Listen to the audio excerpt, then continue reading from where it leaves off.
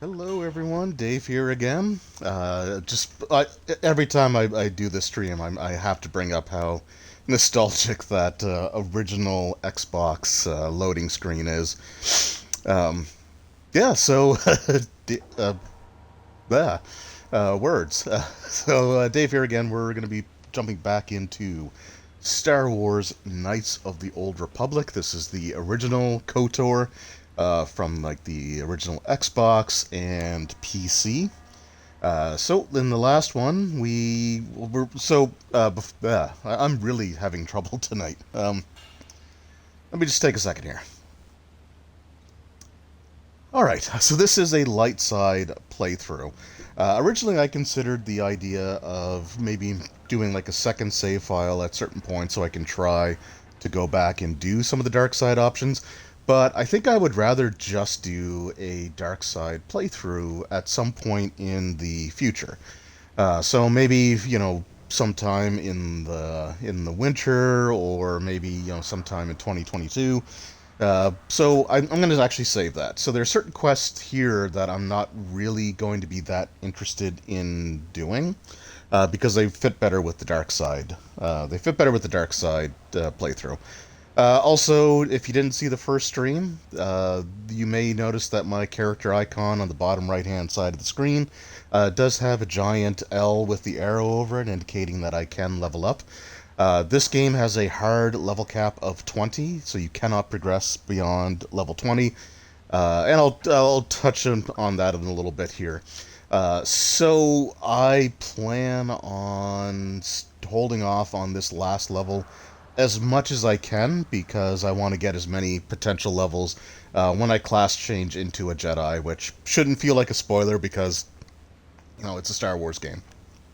All right. So in the last one, we crash landed on Terrace after our ship was attacked. Picked up a few interesting characters here, and we are trying to get into into the Black Volker base to steal a prototype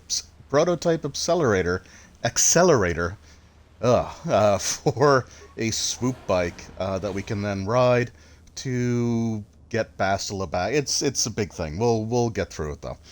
I also have to sort of reacquaint myself with the controls because it has been a little while here. Oh, it's been a week, but okay. Oh,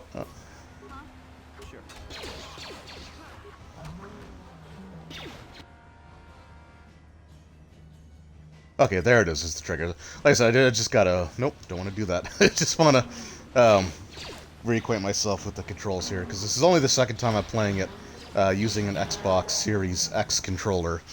Um, so yeah.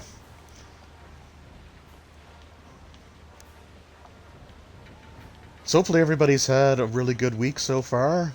Mine's been a little up and down. I've been sort of dealing with a lot of. I keep pressing the wrong thing there.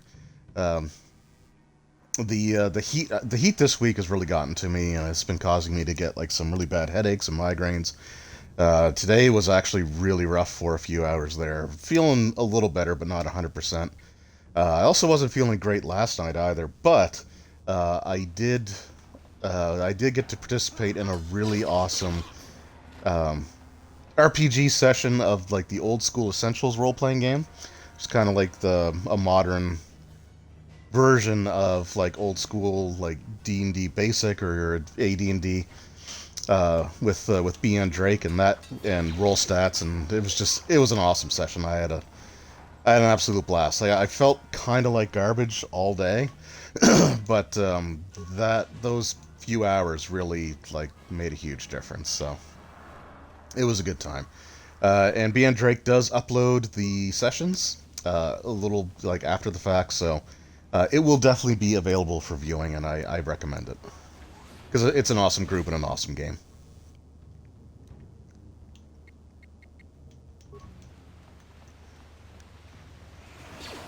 Whoops, did not see that. That's all right. None of us got poisoned or gassed.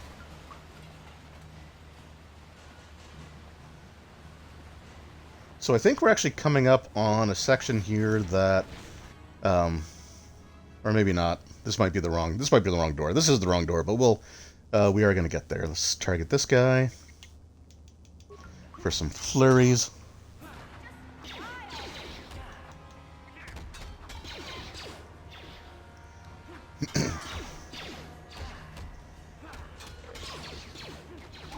Geez, Alibar's taking a bit of a beating here. I'm gonna have to heal him up here in a second.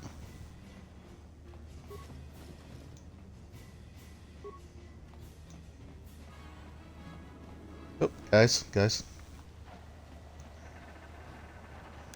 It is sort of the one annoying thing about some of these role-playing games, like RPGs back in the day, is that everyone had collision. So it could be really easy sometimes to get completely hung up.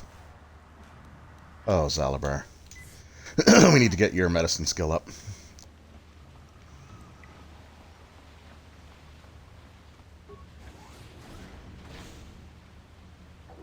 Okay, we're going to get mission here to recover that mine, because I think we need, I can't remember if we need mines or grenades for what's going to be coming up, but it's a section that, like, the very first time I played this game, I wasn't reading the like the journal thing properly, and oh, hold on. About your breath.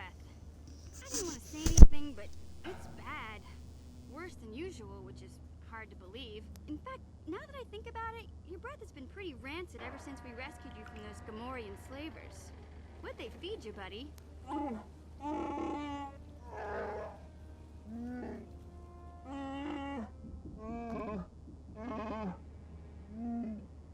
Zalbar, that's terrible.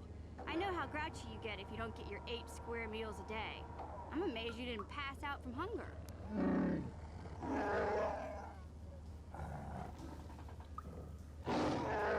Ew! No wonder your breath is so bad, Big Z. Gamorreans smell like bantha poodoo. We'll have to pick you up a toothbrush to clean that stench out of your choppers.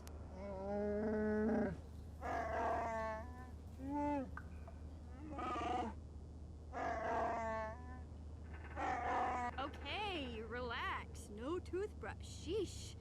Just try and eat something else to cover up that smell, okay?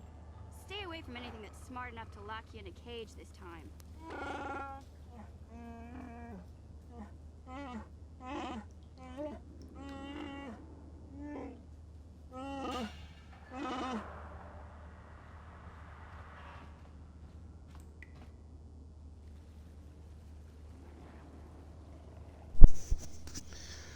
All right, cool. I'm gonna be back in just a second, though. So just bear with me here. Be probably just a couple minutes. So I'll be right back.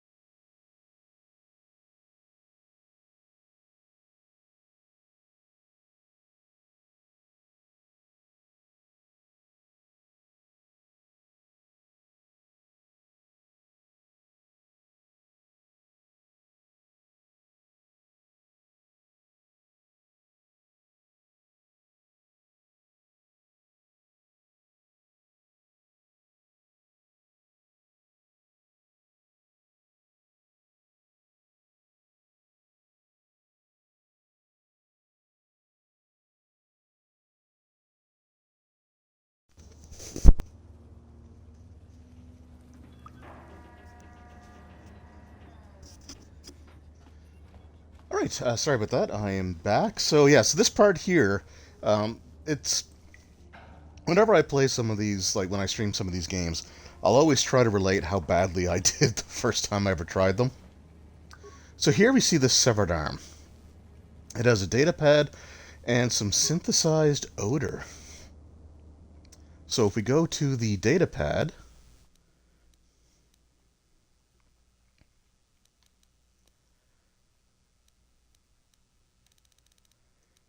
which is here, you have to go into the actual inventory to read it. So this data pad seems to detail plans the hidden Beck had to get into the Black Vulture base. Of note was the following.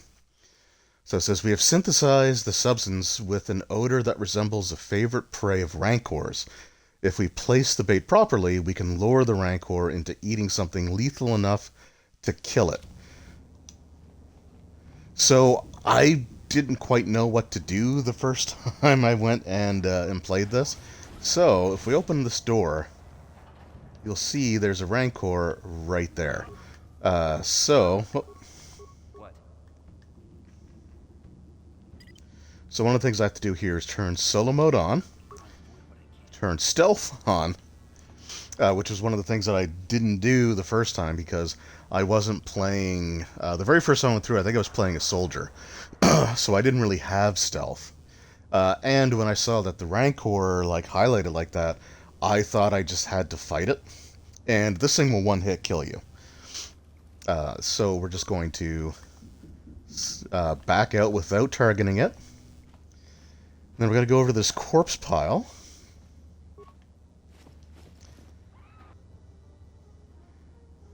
So there's a computer spike in it already. Computer spike and 2 frag grenades. So I'm going to switch to give items. Actually, no, we'll take those grenades because I wanted that computer spike. Then we're going to switch to give items, and we are going to give the frag grenades. Whoops. And the synthesized odor.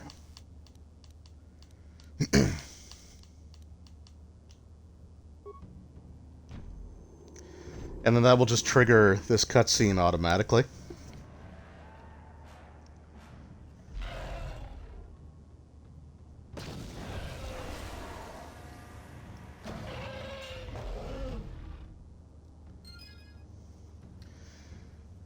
So that always feels kind of bad. I mean, I don't know what it is. Rancors in Star Wars just always seem to die pretty horrible deaths.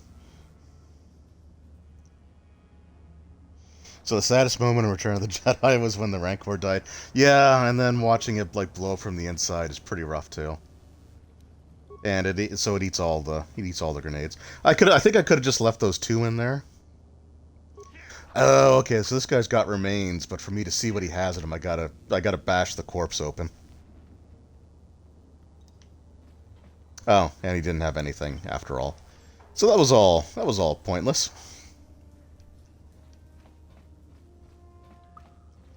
But we got to kill him, so we can now move on. Also, that little bit of dialogue between Mission and Zalabar, I've played this game a few times, and it's the first time I've ever seen that. Because I've always put Mission, like, when I have to choose the new party after Zalabar joins, I've pretty much always taken, I always usually leave Zalabar out, and stick with Karth and Mission.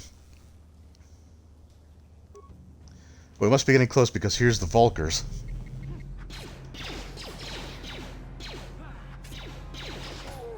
And yeah, the Rancor death in Return of the Jedi was like, yeah, it was kind of like a sad moment.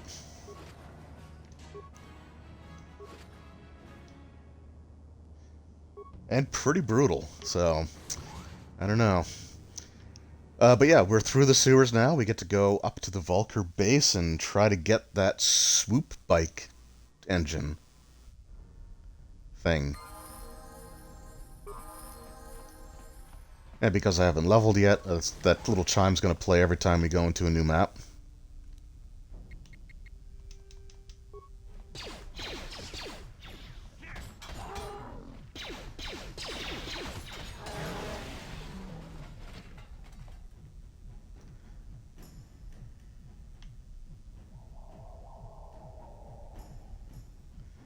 I'm just listening to the headphones, and you kind of hear what sounds like dance music coming from one of these. It's weird. I've never really noticed that before. I've never played this game with headphones on before, so that's probably why.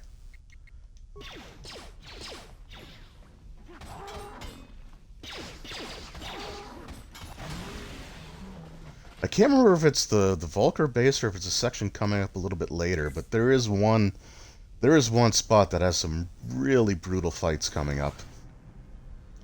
Because I'm hoping to get off of Terrace in this stream, but we'll see. I'm not going to be running like a 4-hour stream like I did for the Dragon Age game. These ones will probably only be a couple of hours, maybe 2.5. Just to like, I'll try to accomplish something to end the video. Jeez, I gotta heal up again.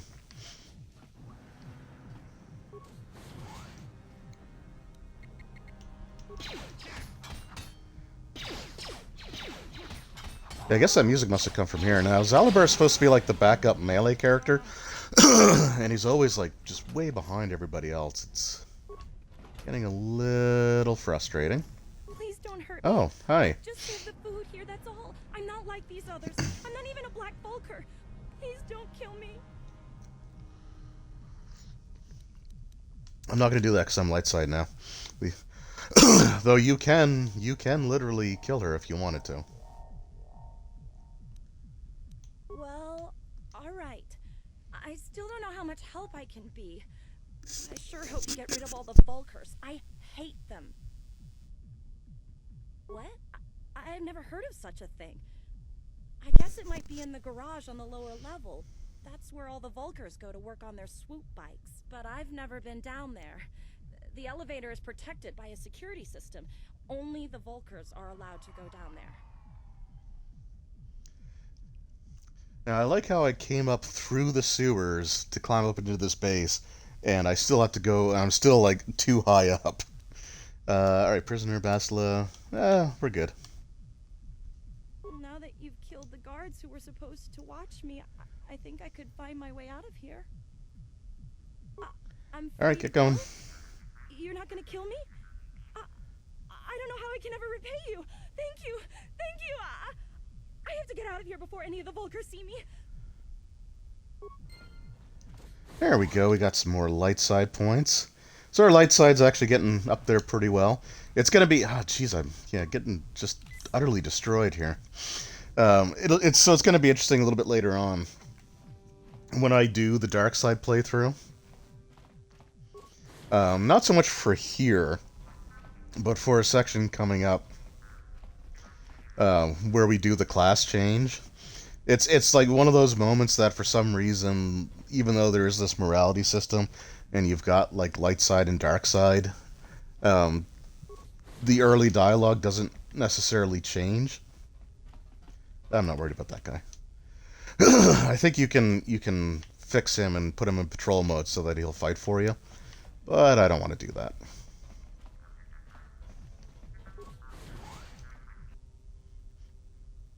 Okay, yeah, so that dance music was coming from the bar. That makes sense. I've just never really noticed it before because it's not very loud. Like it's pretty quiet, and the only reason I even notice is because I've got like headphones. Zalibar, I've got the headphones on. Okay, I'm gonna see if I can. Yeah, okay. Just gonna see if I can recover this. Nope, I cannot. Great. Well, I'll use the antidote on myself so the health doesn't drain too much. And, I mean, so that character, like, my guy's leg has got to be getting pretty bloodied from just constantly being jabbed with needles.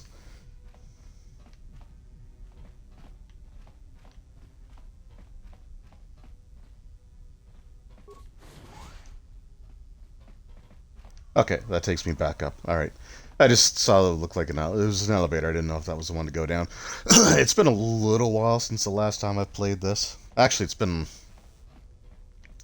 Jeez, I can't remember the last time I played. It would have been back when I still had I think it was before I bought my 360, so we're looking at well over a decade.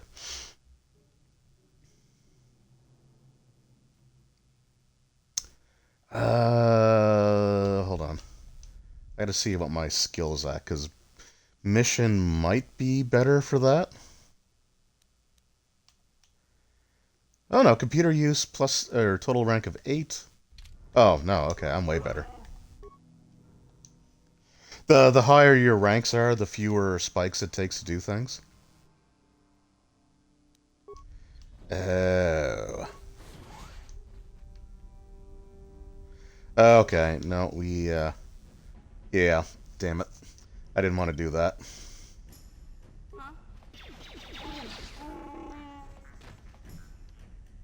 Crap. Well, I guess we're gonna find out where the, where the, autosave was.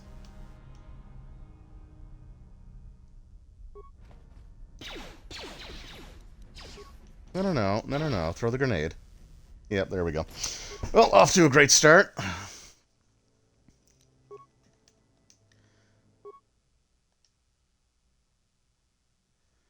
Okay, I think the autosave was right when we entered the base the first time, so we're not too far back.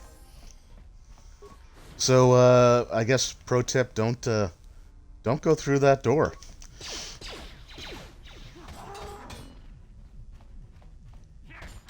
I mean, I knew those turrets were nasty, but I didn't think they were like one-hit kills like that. That is not how I remember it.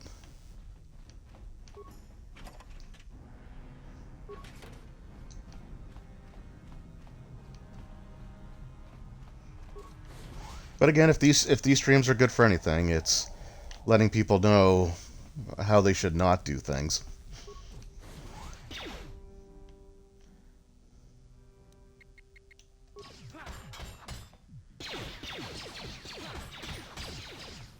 That guy just roundhouse kicked me. I just got roadhoused.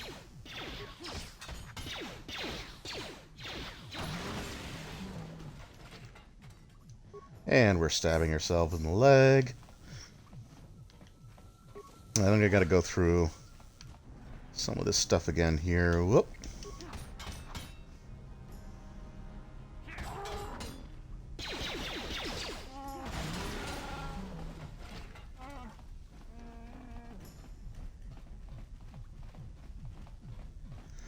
I gotta be honest, I think in the past, because my character isn't going to be leveling up, or I'm gonna like really try to hold off on it as much as possible. I'm trying to remember how I played this in the past, and I think what I actually did was usually take control of Karth or someone else, because my guy's going to be like underleveled.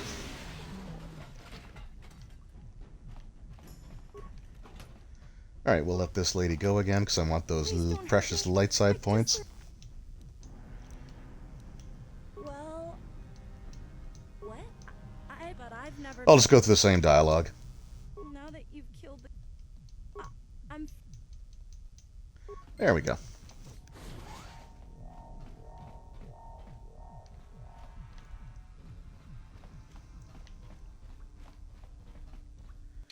Alright, so let's look at the map before I do something stupid and go back into that elevator. Okay, I am in a completely different spot now. That's good. Big Z playthrough. There'll be plenty of him. We do visit Kashyyyk in this game, so there's gonna be plenty of Wookiee action.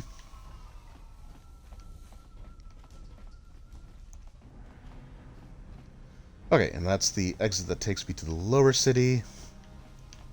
All right, we're getting here now.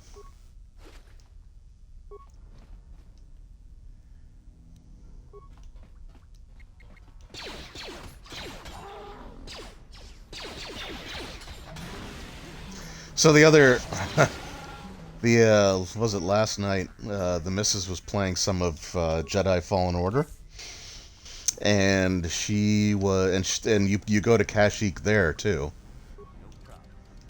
And the Wookiee sounds just they never stop being annoying after a very short period of time. At least in my opinion. Like you just at first it's like, oh cool, a Wookiee. I remember Chewbacca. And then it's like, oh wait, they get a whole bunch of like quote unquote dialogue scenes. All right, so I think this is the main terminal. Yeah, here we go. So this is where I can access the system commands. Oh, I guess this isn't the right one. Open all security doors, sure. Security cameras, elevator? Garage elevator, okay. So there we go. So there we shut down garage elevator security system. So that's the one that we want. So those, those sentries should now be deactivated, and I don't have to worry about being one-hit KO'd.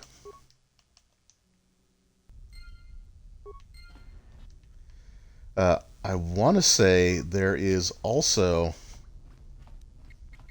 I want to say there was... I may be confusing this with the section we do a little bit later, but I think there's a section where there's like a group of enemies inside of a barracks, basically, and you can overload one of the power conduits there to blow them all up.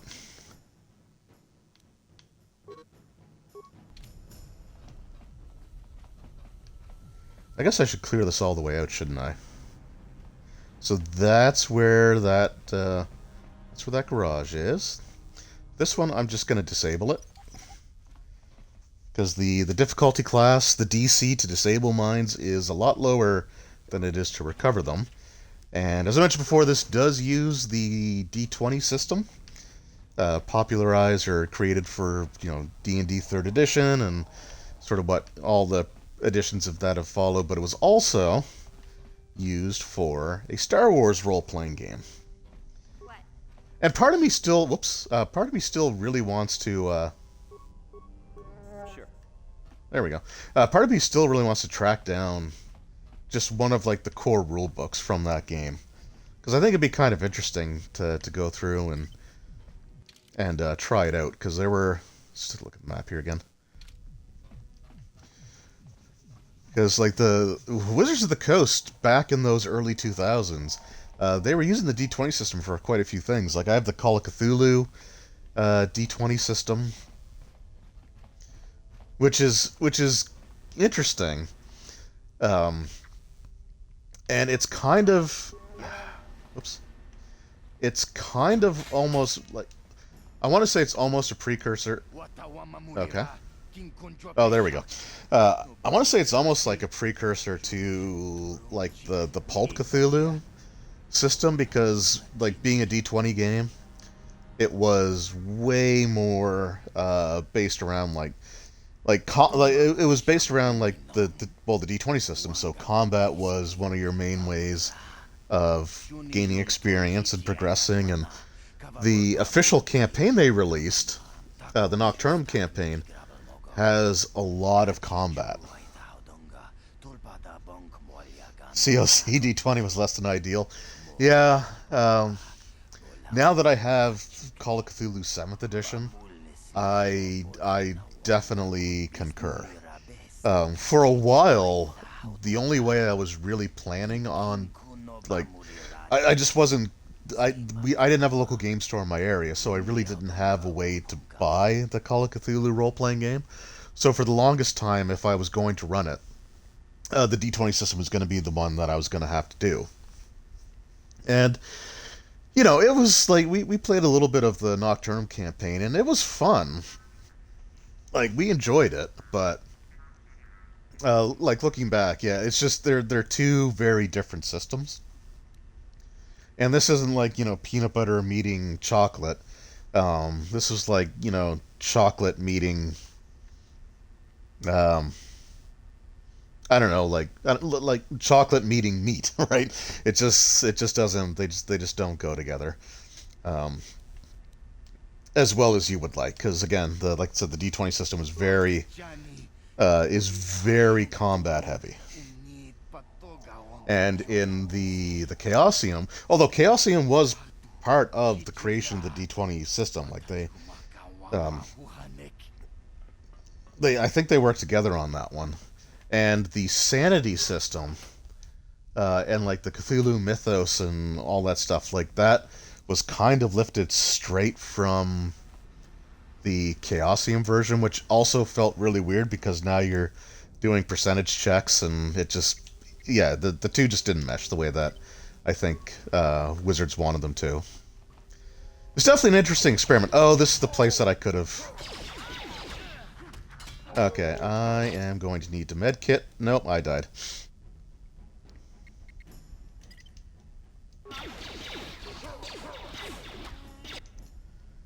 Alright, Zalabar. Let's throw a frag grenade. And medkit, medkit, medkit. Ah, come on.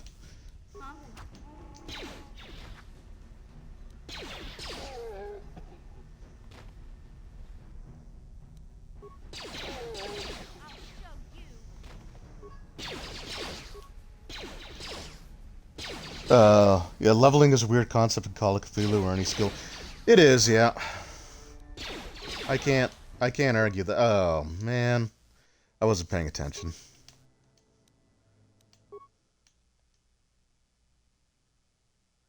This is going really well, isn't it?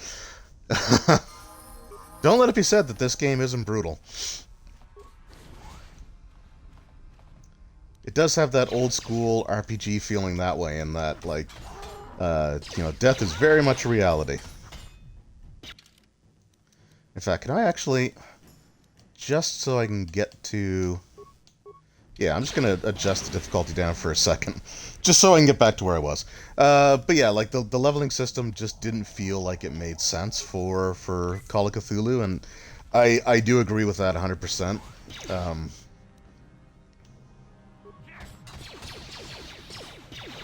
Which is funny, because I've had conversations with people that they don't like the progression system in, like, the way that Call of Cthulhu does it.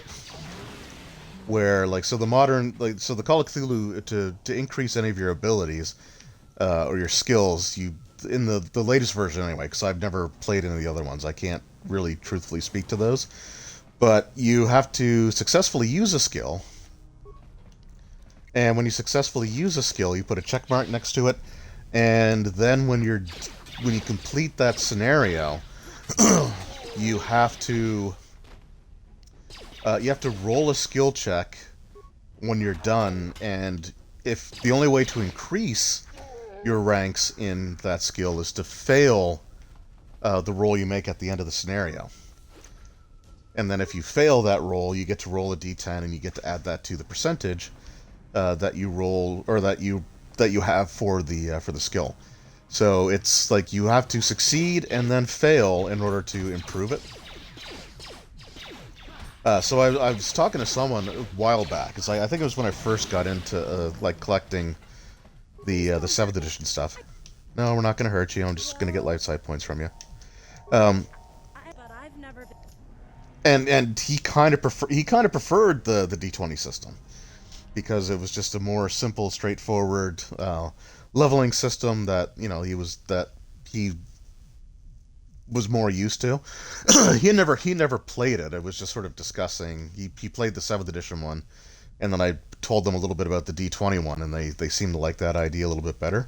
Now that you've killed the guards who were supposed to watch me,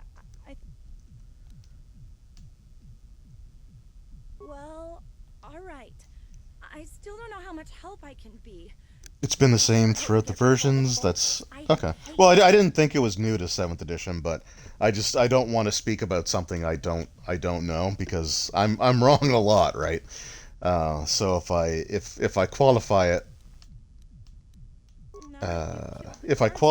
with, I only know this version of the game, at least I can't be wrong about that, right? I'm free to go? You're not gonna kill me?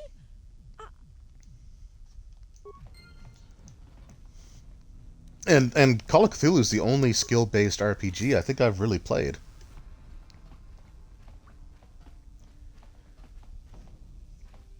Well, I shouldn't say that because there was a system. It was called HARN, HARN, and I'm almost positive that was an acronym for something. I just don't know what it was an acronym for. But I want to say that one was skill based too. But I don't know if it was percentile. It may have been percentile. It was either percentile or like different skills based on your training. You would roll different dice for them. So it could have been like if you were at a certain level of proficiency. Whoops. You would roll like a six-sided die, or you'd roll an eight-sided die, or you get to roll two six-sided dice, or like I can't remember exactly how that was. I only ever played like one. I don't even think it was a full session. I think we made the character and tried out the combat, and then I just think we never came back to it. Did I get that? Okay, I did. So I don't. And let's be smart here. And so the interesting thing about Harn is that while like the rule set did feel kind of tedious, the source books were fantastic for like if you wanted to create realistic medieval societies, towns, villages, kingdoms. Like there was so many like rules and guidelines and stuff for that. Like it was that part was really well done, and I also think it was released like in binders. I don't even think it was like a book. I think it came in binders, or at least my friend had it through binders. Not the same friend I was talking about the Call of Cthulhu thing with, but just a different friend.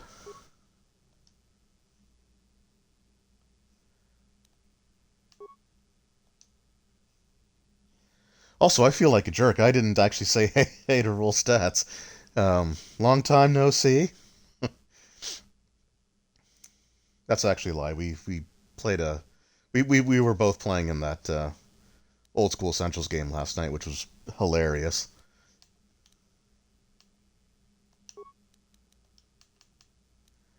Okay, barracks. There we go.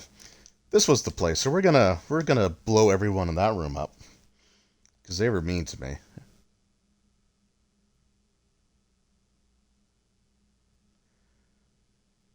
Oh, we have one survivor. That's fine.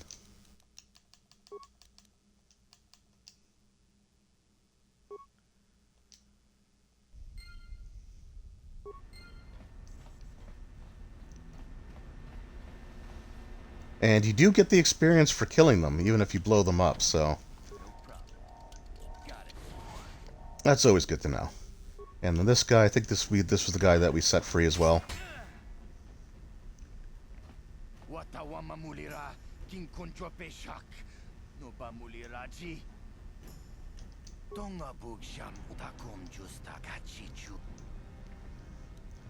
Alright, get out of here.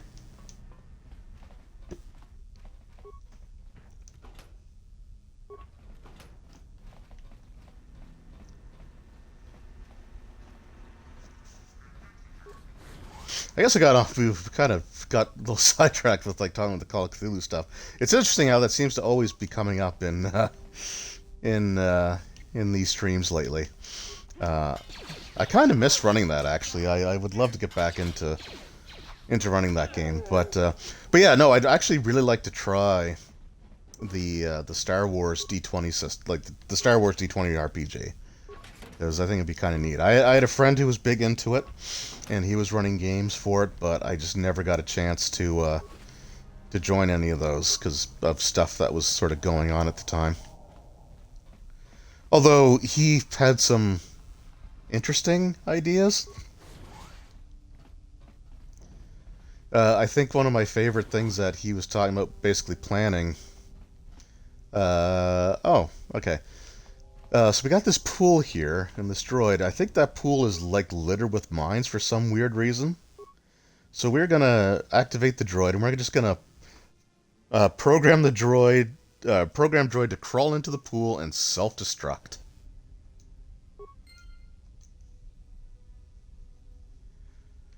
But yeah, one of the oh yeah, it was full of like gas mines or something. I don't know why the pool is so heavily mined, but it's taken care of now. So yeah, so two of the things that he was really interested in were like the Sith wraiths. So like like from the Star Wars movies when Obi-Wan died and Yoda died, and the scene at the end of Return of the Jedi where you've got like the Anakin and like all their Force ghosts just kind of standing together. There was so that was like the Jedi Force ghost, but there was a dark side equivalent in the form of like these Sith wraiths.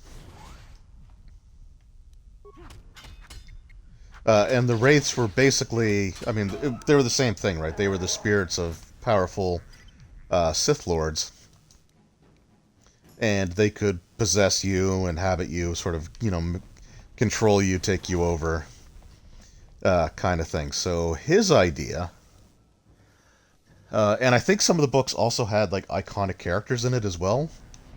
I'm not 100% because I've never actually read the books.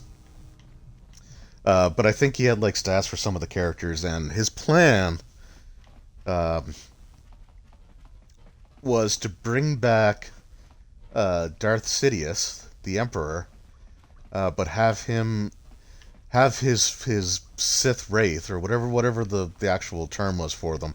But they were going to have it inhabit the body of Jar Jar Binks, and he was going to make like Darth Binks. And this was years before the the whole like Jar Jar was a Sith Lord, um, like theory, like fan theories.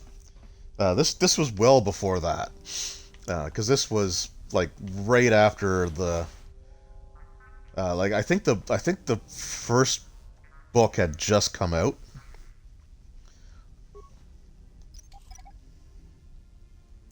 But yeah, he was gonna make Jar Jar Binks this Sith Lord because he was possessed by the spirit of Palpatine.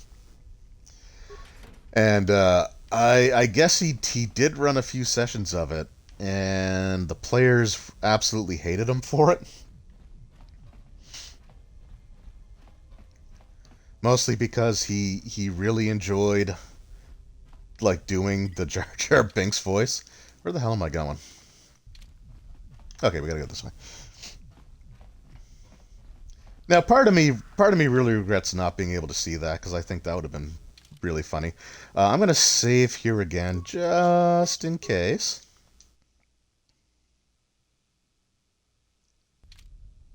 because we don't need to repeat this for a third time. Now, those should be deactivated, and they are. Okay, perfect.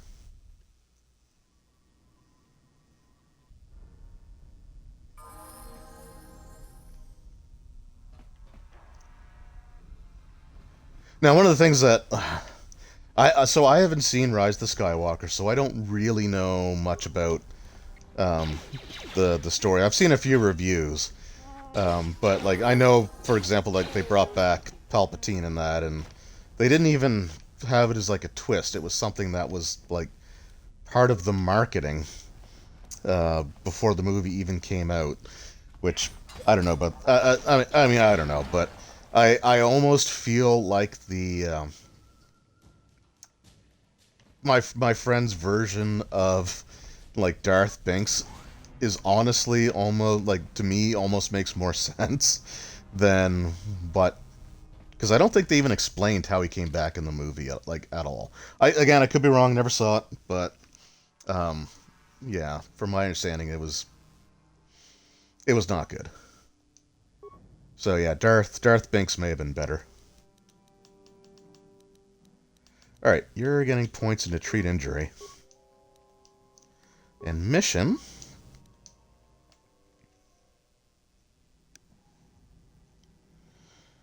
I dig skill-based games, RuneQuest, Cyberpunk, James Bond 007, Middle of the Effort. Yeah.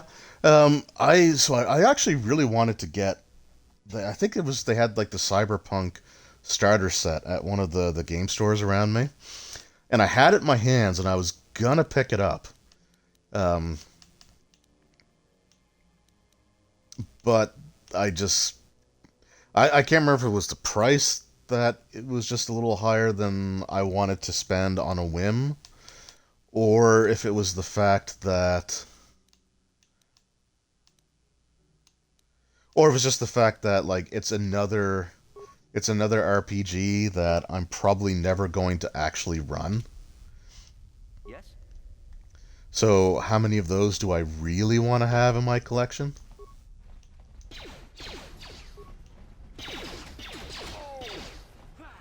Having having added several recently,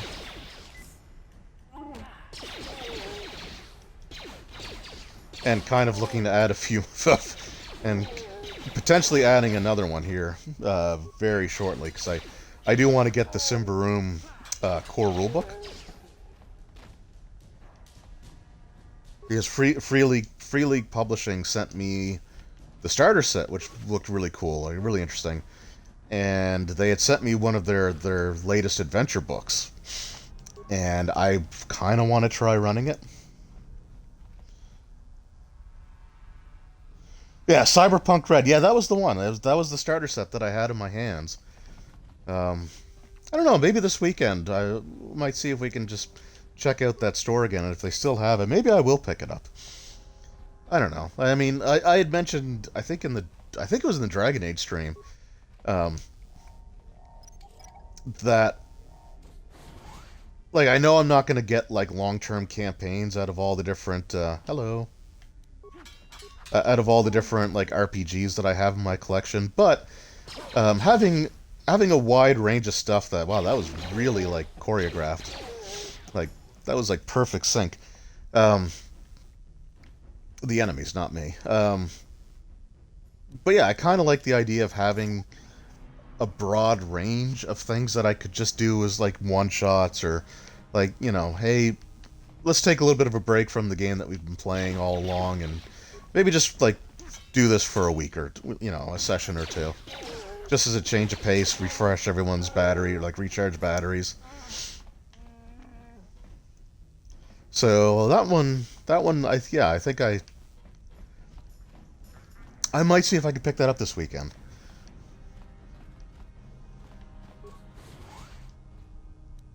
Because I was planning on it. Like I said, I had it in my hands, and I was getting ready to take it up to the cache, and then, like, last minute, I was just like, no. It's like, I'm probably not going to use this. And then I think I went and I bought, like, a Pathfinder Battles, or the Deep Cuts, like, goblins.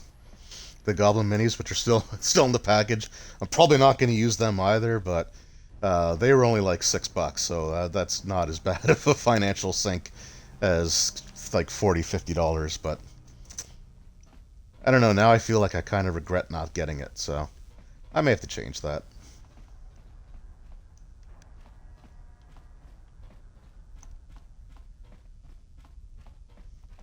I know nothing about like the cyberpunk game at all. Like I know literally nothing about it.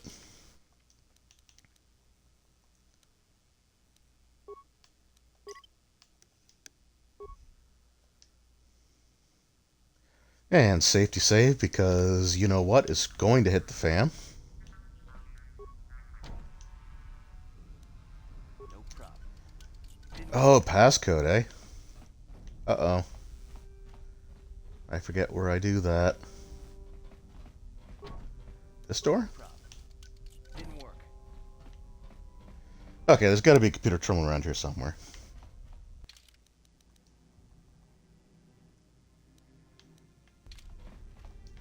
It's got to be this way, too.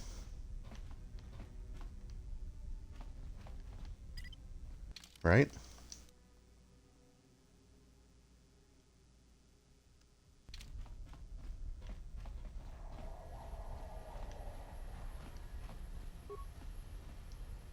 Oh, workbench. I can upgrade my stuff at least.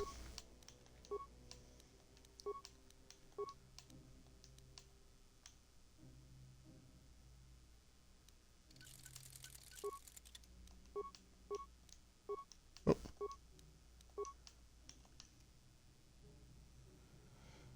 Well, if you get it, I promise you'll get use out of it. Okay, well, that's good to know. Also, I really want to run another thing of the Alien role-playing game. It's actually something that I kind of planned on sending a few emails out on to some people and see if we can sort of get something together. Because what I really want to do...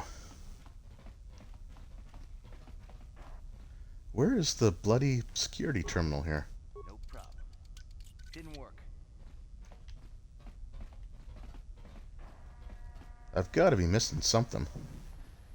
Oh wait, just do I have to repair this guy?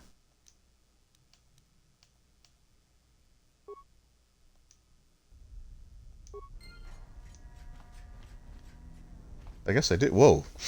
Um, because I got the Colonial Marines.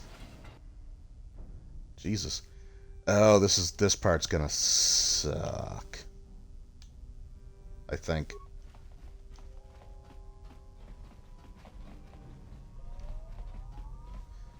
Or maybe I'm thinking of something later on. I thought this was a section where there was like this huge droid that we had to take on. Oh no, he just likes to stun you.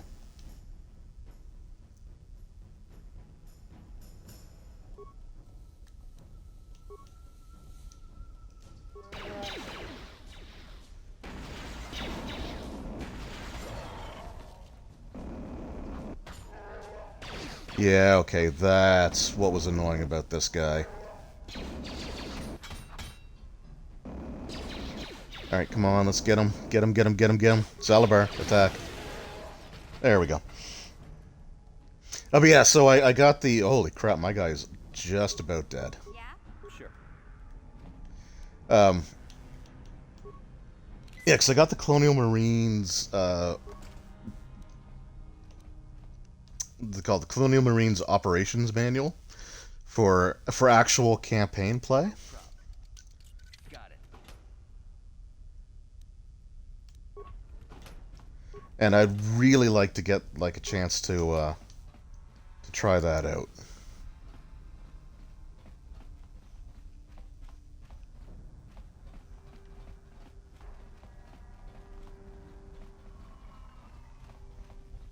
Oh, right this way. There we go. Yeah, because I mean, I love the Alien RPG. I think they did a really good job with it, and I had a lot of fun running that one scenario. But it would be awesome to get the chance to actually try campaign play out and see how it goes. There's the computer.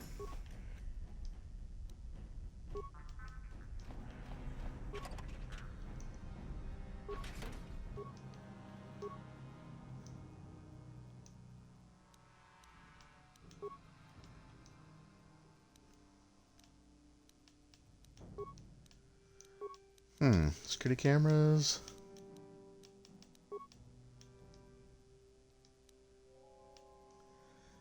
Okay, I guess I just have to open up the security doors.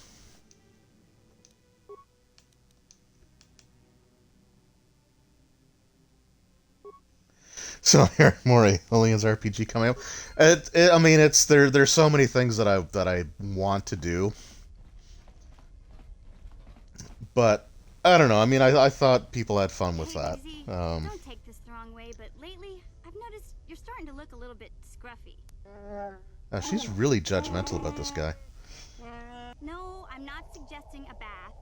I know how well that went over last. But yeah, no, I don't know. I like the system. I had fun running it. I'd like to try it again. You can see a few gray strands starting to poke through.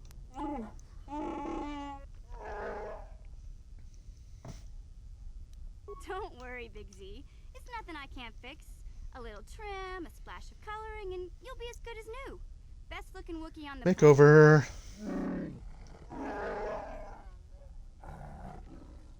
You don't color a Wookiee. I know Wookiees aren't into the whole clothing thing, but you could start a whole new trend. You'd be on the cutting edge.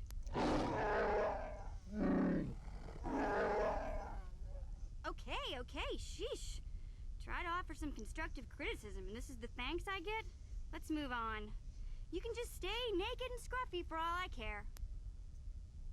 Yeah. Yeah, there's just all kinds of things that I want to try out. And, like, so the Alien one's definitely one. If I do pick up that Cyberpunk starter set, that would be another one. The Vossen, like the Nordic horror, like folk horror role-playing game, like that one looks really interesting as well. And I have the adventure book for that too, so I don't, I've got something already like written that I'd be able to just sort of pick up and try. I meant to save again, and I forgot to do that. Reshik stole that engine from Gadden. It was never yours to begin with.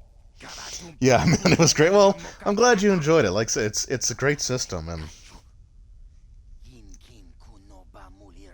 Wanna chick youngie? like I said, it was just one of those funny things too, because like to hear people say, well, it's built for one shot, so I'm not interested. It's like it's not a bad thing. Like you don't need to play 3 years straight of something like that. And I think something like Alien, like even campaign play, is really only meant to last for like it's much shorter than what you would think of as like a D&D campaign. Like the Colonial Marines thing, it's 7 chapters. Each chapter might take a couple of sessions, so if you're running it weekly, then you're probably looking at maybe 3 or 4 months. 4 probably at like the most. So like it's still meant to be shorter term, but for me I find that kind of refreshing.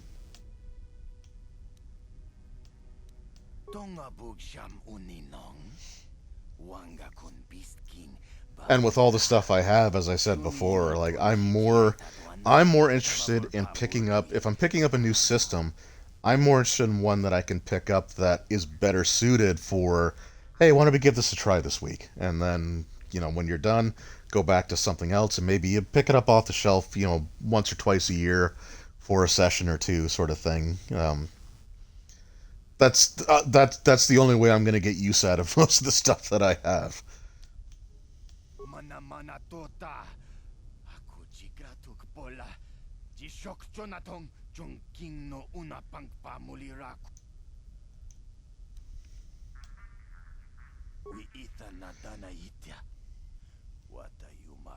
So yeah, when I do inevitably do the dark side playthrough, you can switch sides. Smilia, ti umpat. All right, so we are going to start off with a whole bunch of grenades.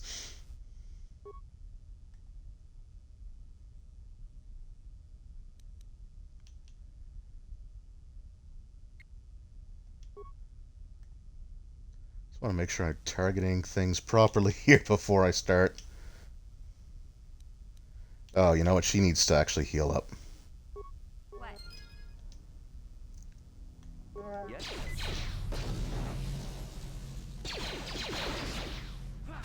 Well, that helped a little bit.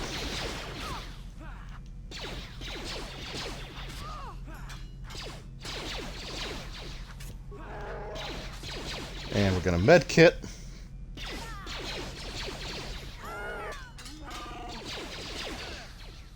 There we go. Now Zalabar's kind of pulling his weight right in there at the start of the fight.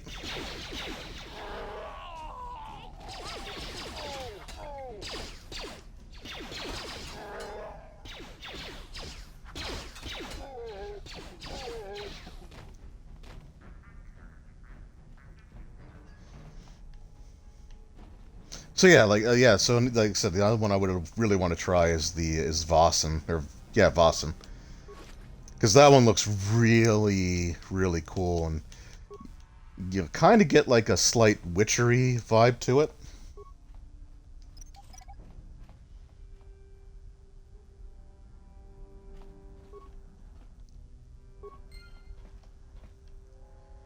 Speaking of The Witcher, from last year's free RPG day, I have like their quick start rules or whatever it was for that system too, but I don't know about that one. And I'm hoping that my local game store is going to be participating in free RPG day this year because they did push it back.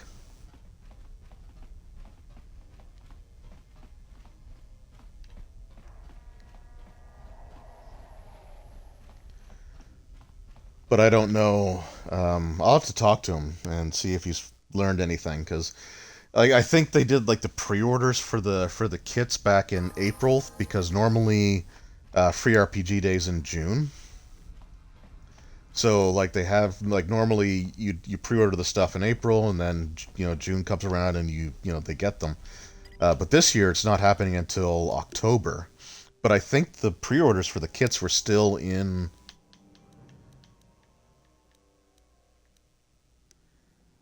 Okay, that's the one I want to go through. But I think the pre-orders for the kits were still back in April. So I don't know. I don't know if it's going to be too late or what the situation is. I did tell him that I'd be willing to split the cost of it because the kits are like $150 to $300 Canadian at least, or geez, that might even be the U.S. price. I don't know. Oh, hey guys.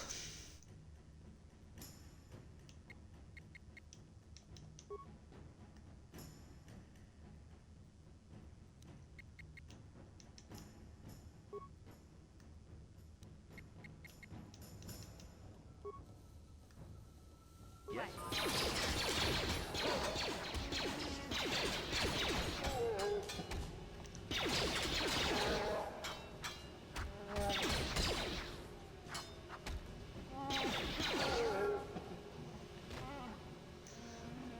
But I love free RPG Day. Like, there's a lot of cool stuff that you can get. Um, it introduced you to some different systems to try out, and I really like the Paizo, like the Starfinder and Pathfinder scenarios that they put out. They're usually pretty pretty funny, and they're short, right? They're super short, but they still tend to be pretty cool. So I don't know. Hopefully, I'll be able to get them. Although with the Paizo stuff, I know that they do sell the print copies on their website.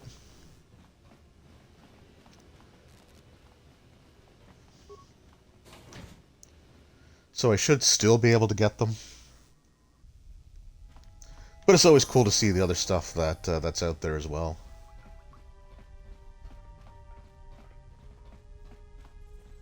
You have returned. You have the prototype swoop engine accelerator with you? I sure do. I'm beginning to wonder if you would make it. The race is tomorrow, and my mechanics need time to install the prototype into the swoop engine of our bike.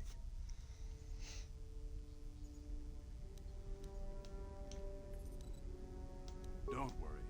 I'm a man of my word. I promised you could ride in the swoop race under the Hidden Beck banner.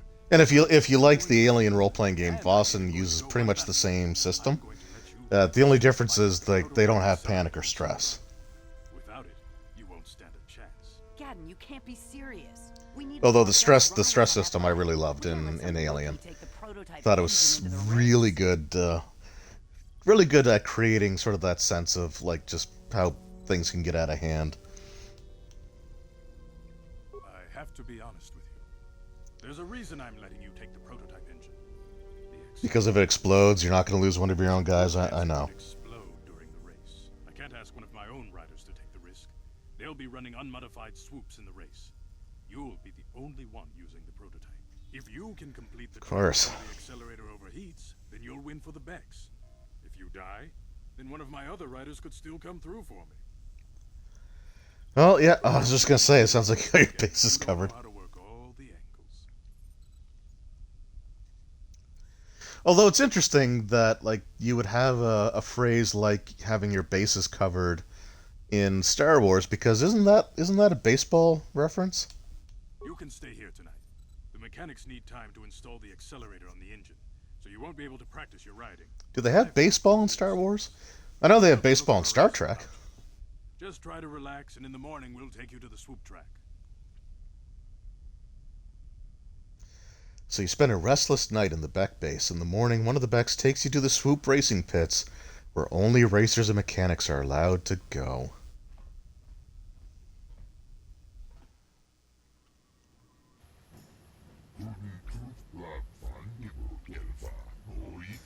Yep, we're the one. It shouldn't give us any issues.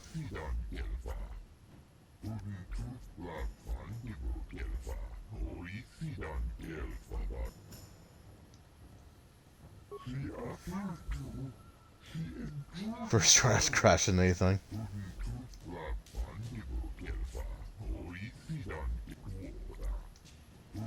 So with this swoop race, basically, like, the first time you race, you set like the record for the course, and the first time you do it, someone is always going to do better than you.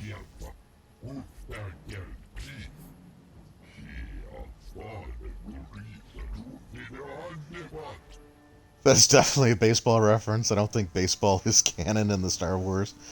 Well, I mean, to be fair, what is and isn't canon in Star Wars seems to fluctuate, so... I mean, it could be. They could have something similar to it, I guess. Like Galactic Bald or something. I don't know. It's 1 o'clock in the morning for me. I'm not at my best right now. So whatever the time that I set with the first race, someone is always going to beat it. So then I have to race again to defend that time, and that can happen back and forth a few times. But if your second attempt is like super good, like a really, really fast time, then it will just stop. So with the first race, I'm gonna intentionally miss a couple of the boosts so that I can have a huge time gain with the second one.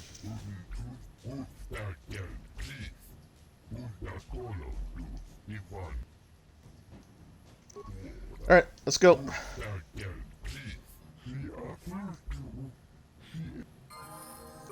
Yeah, probably won't happen. Of course not. There's Bastila.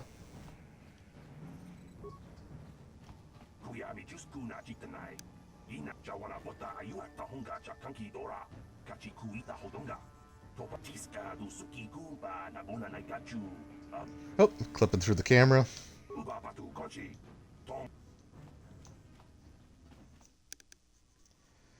Alright, so here we go. And I think I have to press A. Yeah, press A to accelerate and shift gears. And then use the thumbstick.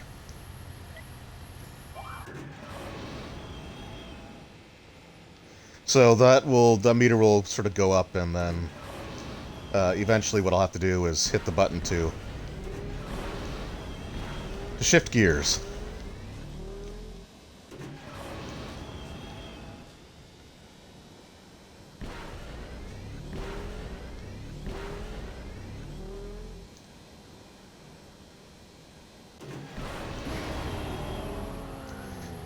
Okay, so 28 seconds. So someone is going to beat that by like a second or two. Yeah, I got the top time, huh?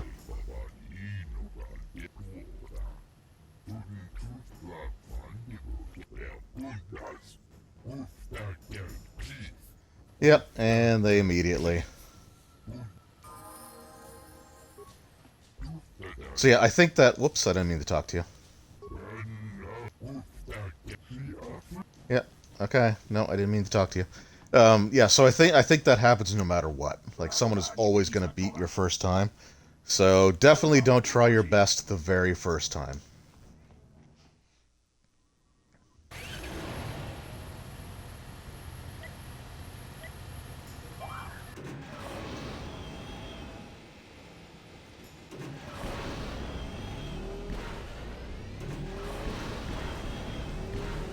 But now we're going to try to hit as many of these as we can. I missed that one. I missed a couple. That's okay.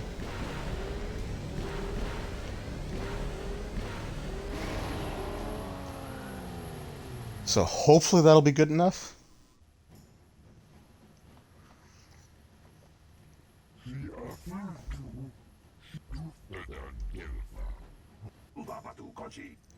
Yep. Okay. So that was good. The second time was good enough.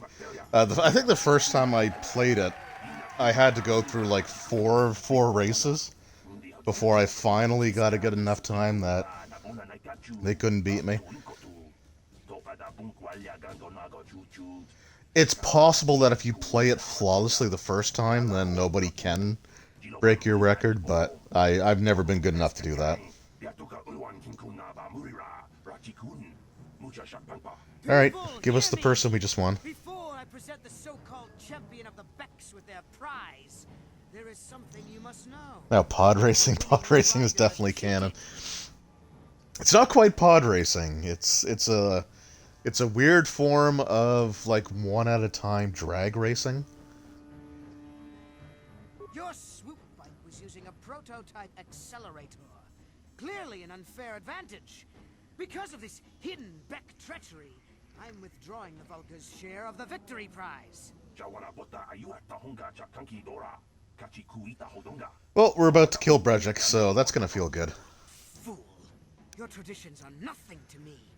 I am the wave of the future. If I want to withdraw... I never did actually play the pod racer for like the Nintendo 64. I might have something to say about that, Brejik.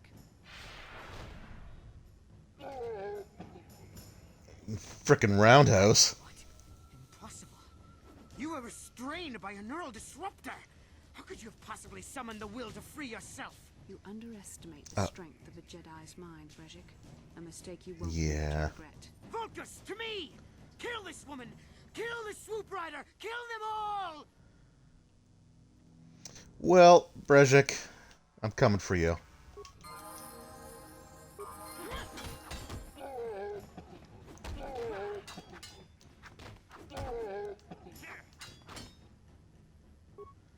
And I'll just throw this plasma grenade. Because you don't actually take... If you throw the grenade, even if it's someone that's right in front of you, you don't take damage from it.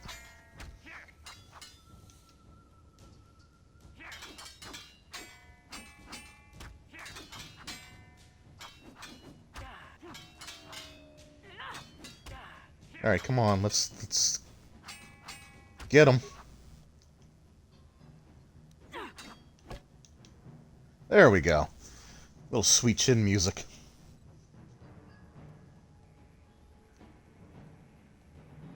Okay, Bastila, are you gonna... Hello? Do I have to talk to you, or... I thought she automatically... Well, maybe those bloody Vulcans. Alright, no, I guess not. Twice next time before trying to keep a Jedi prisoner. And as for you, if you think you can collect me as a prize, wait. I don't believe this. You're one of the soldiers with the Republic fleet, aren't you? Yes, I'm sure of it. Yeah, the one that you asked for? Swoop gangs. Well, we don't have time for it. It's a long story. We have to get out of here before the Sith show up to sort out this mess. Is there somewhere safe we can go? There sure is. Save me. Is that what you were trying to accomplish by riding in that swoop race? Well, as far as rescues go, this is a pretty poor example. In case you hadn't noticed, I managed to free myself from that neural restraint collar without your help. In fact, it's more accurate to say that I saved you. Brejik and his Vulcans would have left you for dead if I hadn't stepped in. Yeah, Basila's kind of full of herself to start off here.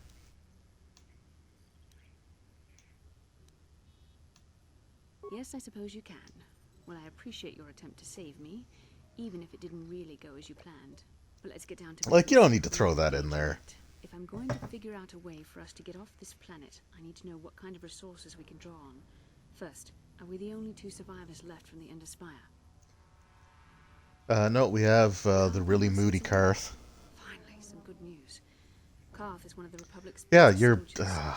He's proved himself a hero a dozen times over. And he sent you here to save me. Maybe I misjudged you. Karth wouldn't have sent you if he wasn't confident in your abilities. Forgive me. Despite my Jedi training, I still tend to act a bit rashly sometimes. You sure? Yeah, she's not. She's not very grateful. Please take me to Karth right away. Between the three of us, I'm sure we can figure out some way to get off this planet before the Sith realize we're here.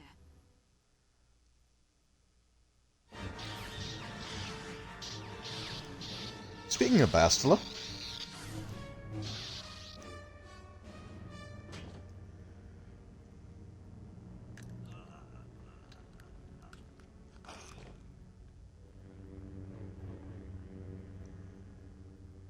You cannot win, Revan.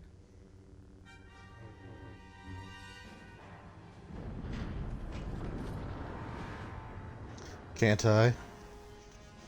Says Revan.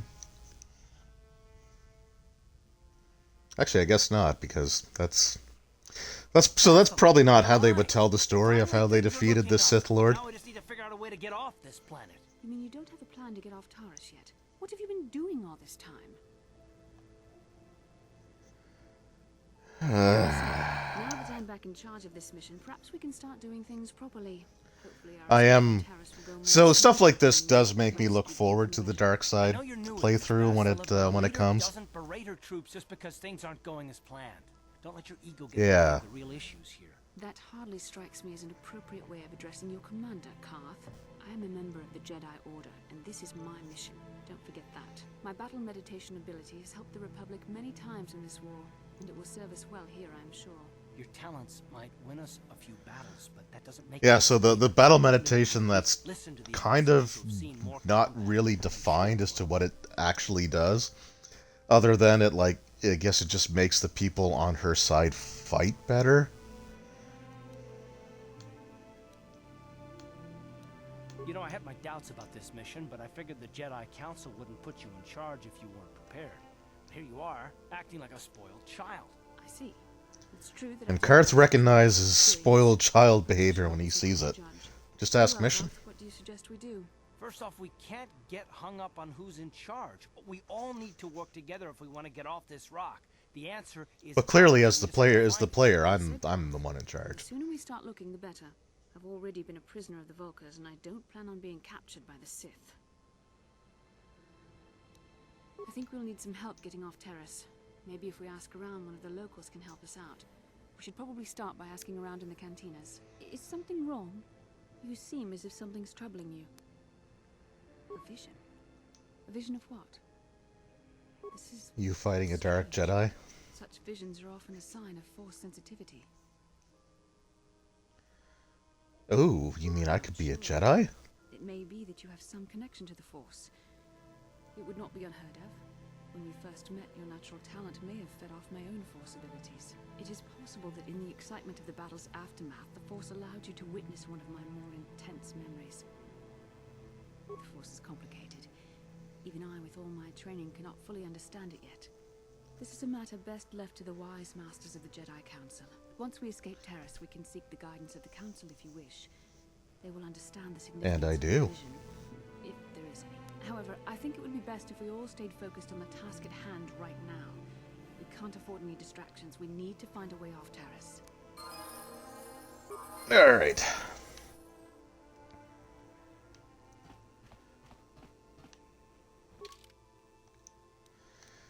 Alright, so yeah, so we're gonna take Bastila with us, and we're gonna take Karth with us.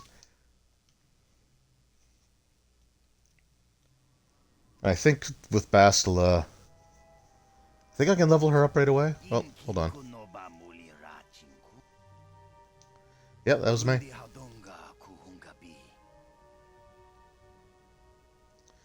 So we have to meet the Mandalorian.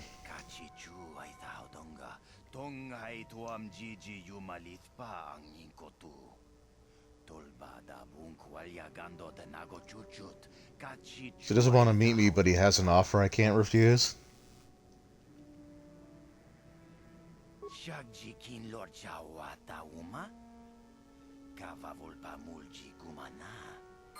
Oh, he'll wait as long as I decide he's going to wait for. Alright, yeah, so we get to level up some characters here. So Bastila, I think she can level up twice, actually. So attributes, So wisdom modifiers to force points and force saving throws. Charisma represents the personality and ability to lead. High charisma modifies force-related feats. Is very important to know. Okay. I think I actually probably want to stick with wisdom to generate more force points from her. I don't think 12 to 13 really changes anything, but I still want to do that. And then she's got 2 skill points. Treat injury. Treat injury. So here we have power. So cure. Oops. Oh, I gotta be level 6. God dang it.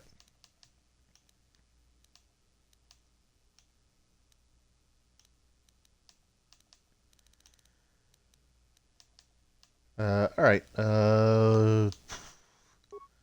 Burst of speed. We'll go with that one. Okay, perfect. She does have more than 1 level up. We'll still go with treat injury. Still not level 6 yet, though. So I can't do too much there.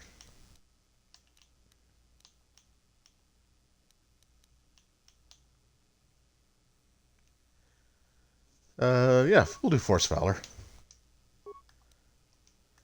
Oh, she's got another level up. Oh, dang it. Okay. So yeah, so my character's still stuck at level 4 because I want to hold off on leveling him as long as I can. But I guess I'm higher level than I thought I was going to be.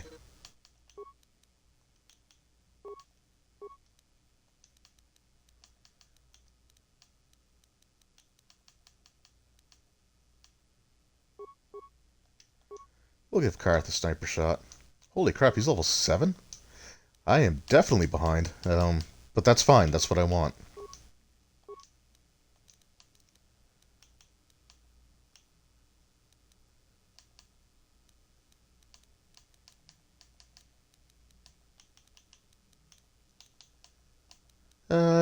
Yeah, we'll go with improved sniper shot. Okay, perfect. So I can get Bastila to level 6. I can get her...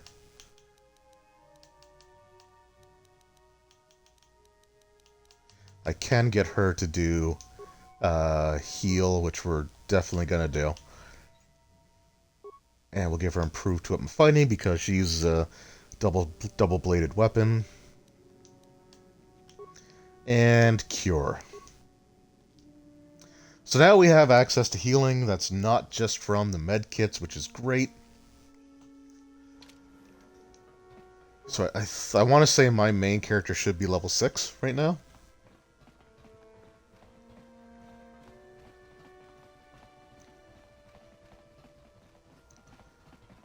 Because I think Karth starts ahead of us for a little bit. It takes a little while for that to even out. But and when you're playing this, like anyone who's not, Sure. oh, my Karth? I don't want to be Karth. Even the characters that aren't in your party, they still receive. I think they receive full experience points.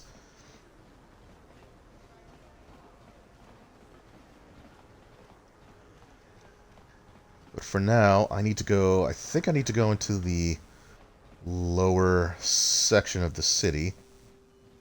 I do want to buy a few more. I even have a cure for the wreck. Of course, I sell them at a very Yeah, I know you got a cure for the raccoon disease because I'm the one who gave it to you. Of course. Just step over here and... Okay. Sell list. No, so one of the things, like the Vulkars didn't know that Bastila was a Jedi. Right? Like they thought she was just a Republic officer that they got lucky with. But I don't think they were aware that she was a Jedi. But she's got her, like the person that we killed, Brejik, had the lightsaber on his body. But before I do that, actually, I better make sure that she's equipped.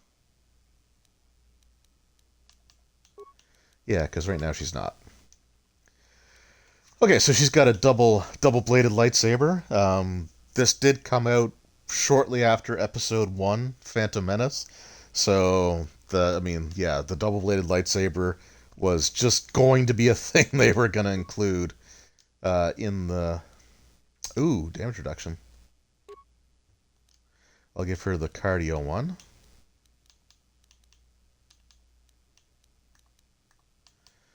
As for myself, oh, that's stealth generator.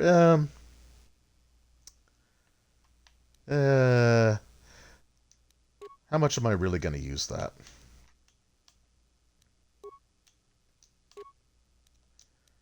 Brejik's gloves.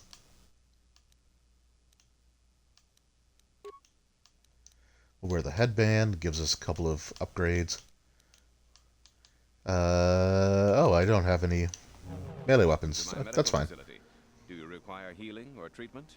I can treat almost. I even have a cure for the wreck. Of course, I sell. Yep. No, we just had that conversation. All right. So back to sell list.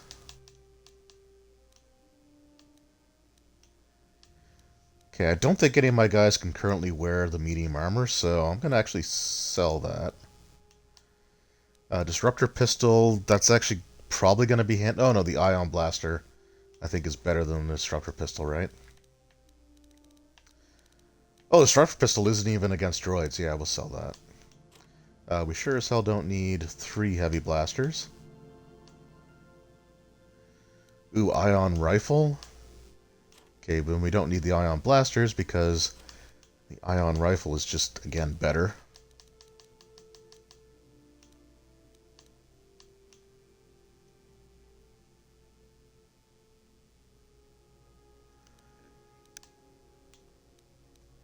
Oh, okay, his armband isn't... I thought his armband was just like a shield. Like the energy shields, which you can only use a certain number of times. But it's not. So I'm gonna equip that. And these energy shields, like I said, they are useful. But I never use them, so I'm gonna sell those all off because I'm never gonna use them.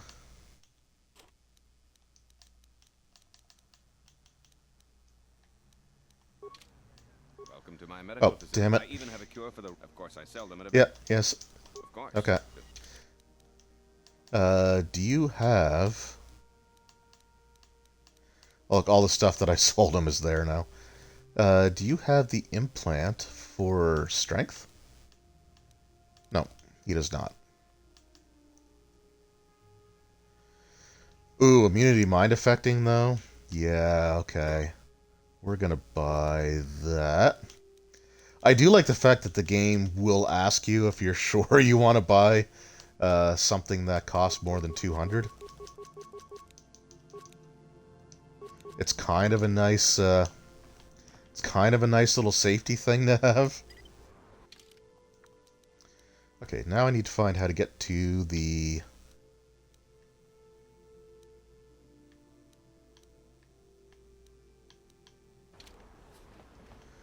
Okay, I gotta get back down to the 2nd level. I have that detonator for that guy, so I want to trade that quest in now.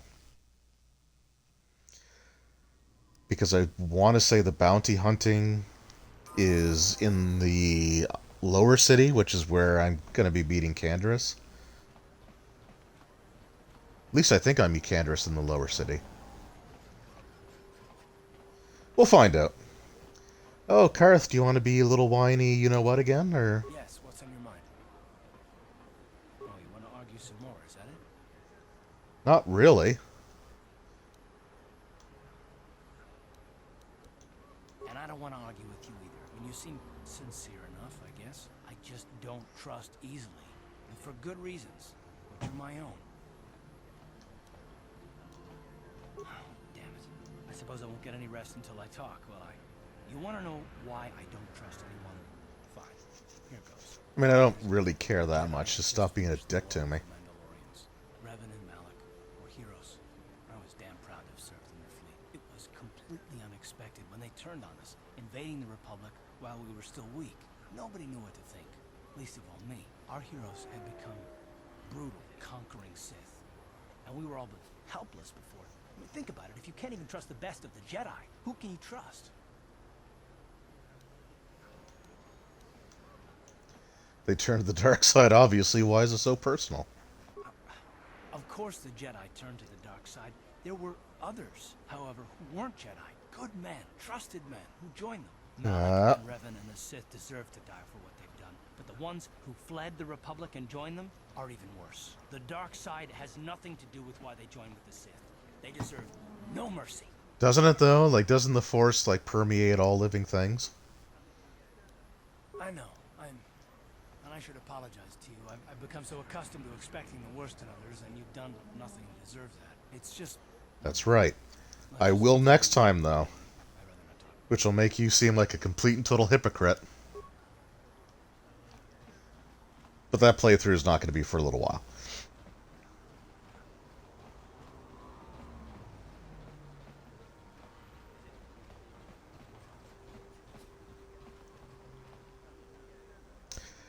Alright, let's just talk to everybody. I would like to know what happened after you crashed on Taurus. I'm curious as to what you and Karth were doing before we all joined forces. Okay, that's actually a fair thing to wonder. I realize that, of course. But surely there was more to it than a simple search. I doubt there were flashing signs pointing you in my direction. Yet somehow you found me. You also avoided detection by the Sith, discovered I was a Vulcan prisoner, gained sponsorship for the race, and became the Taurus Swoop champion. That's quite a resume. Yeah, I'm the main character. That's what I do. Yes, well, I hardly consider myself a damsel in distress. I'm a member of the Jedi Order, after all. But I won't deny you've impressed me with what you've done. Are you? You never mention it. I doubt any of us expected this much from you.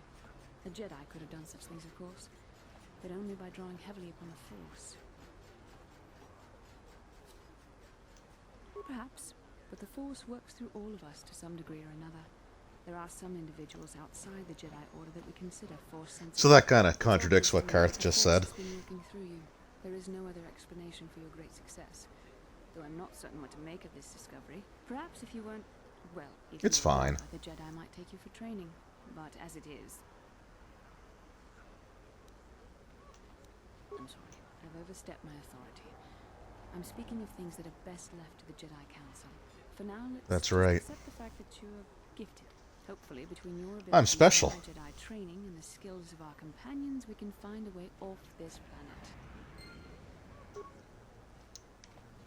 The evil walks among us. The enemy is here. We must act now before we are overrun with the... This elevator is off limits. Only Sith, but it's obvious from the way you're... Oh wait. Oh yeah. We have those authorization papers we use to get to the Undercity. Okay, I guess you can just be careful down there. Those swoop gangs will take a shot at anybody, even our Sith. But yeah, they won't bother me anymore because I killed them all. At least the bad ones. The other street gang with the Heart of Gold is still very much alive, and they saved the rec center. Nope. So I'm so used to Dragon Age, and because like this game, plays sort of similarly to that. Whenever I go to check the map in Dragon Age, I always have to press like the, well, I guess on the Series X, it's like the menu button, or it's like the screen button. It's the symbol has like the two boxes sort of offset from each other. So that's the one. It was like the back button or the select button on previous iterations of the controller. So that's the one I keep trying to press when I want to look at the map, and it's the wrong one. I think the apartments are right there, right? Yeah, they are. Okay. Perfect.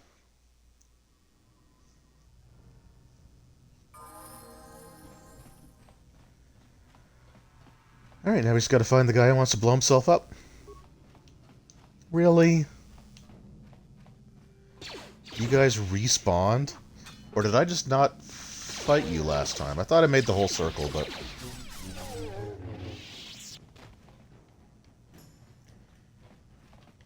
yeah, the double-bladed lightsabers are awesome.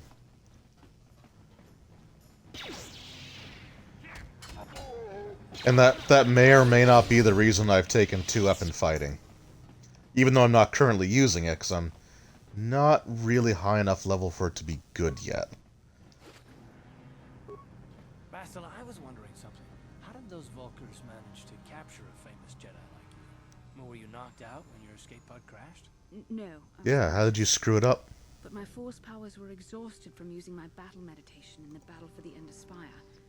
Without my help, you might have never gotten off the ship alive. Fair enough, but I've seen you Jedi in action. There's no way those thugs could have stood a chance against your lightsaber. My lightsaber was misplaced. I couldn't find it after the crash. I looked everywhere in that pod. The Vulkars... I like how everywhere has also got like asterisks around it. Wait, let me get this straight.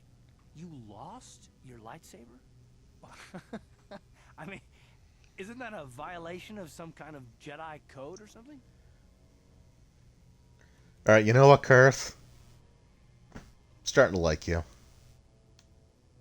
Maybe losing lightsabers is a side effect of her battle meditation. Oh, man. This is no laughing matter. During the crash, my lightsaber must have... It must have fallen from my belt and rolled under my seat. The Vulkars probably found it there when they searched the wreckage. Hey, don't get mad. I'm sorry. It's just funny to think of a legendary Jedi losing her lightsaber. Take my advice. It happens more than you may think. Just ask Luke Skywalker. I hardly consider myself a legend, Karth. Though I will consider your advice when I relate these events to... Actually, ask Anakin, because didn't he lose, like... No need for them to know. Didn't he lose a lightsaber in, like, almost every other scene in the Attack of the Clones and Revenge of the Sith?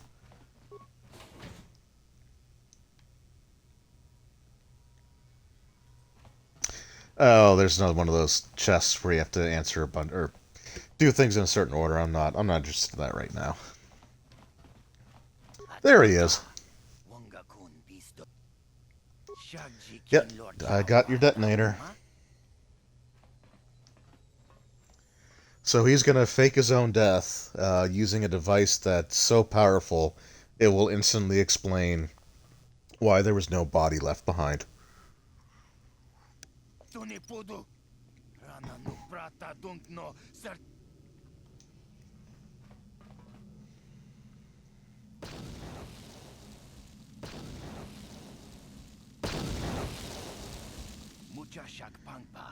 Oh, interesting. So I guess I just noticed that this game doesn't seem to support like the rumble feature. On the original Xbox, I'm pretty sure it did, because I think rumble was built in at that point.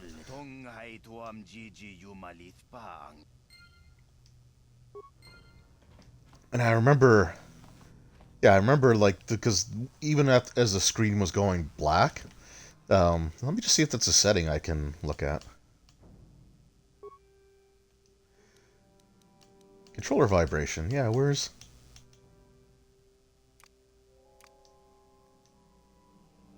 Huh. Strange. Or maybe it just doesn't rumble because I've got the headset plugged into it, I don't know. But yeah, because I remember, like, the controller would, like, vibrate wildly, like, even as that screen was going to black with that last explosion. And it wasn't so bad with the original Xbox controller because it was connected by a cord. But for things that use batteries, because I think there were some wireless controllers, like you had to plug a receiver into the system, but I want to say a friend of mine had it, and stuff like that just drained the batteries.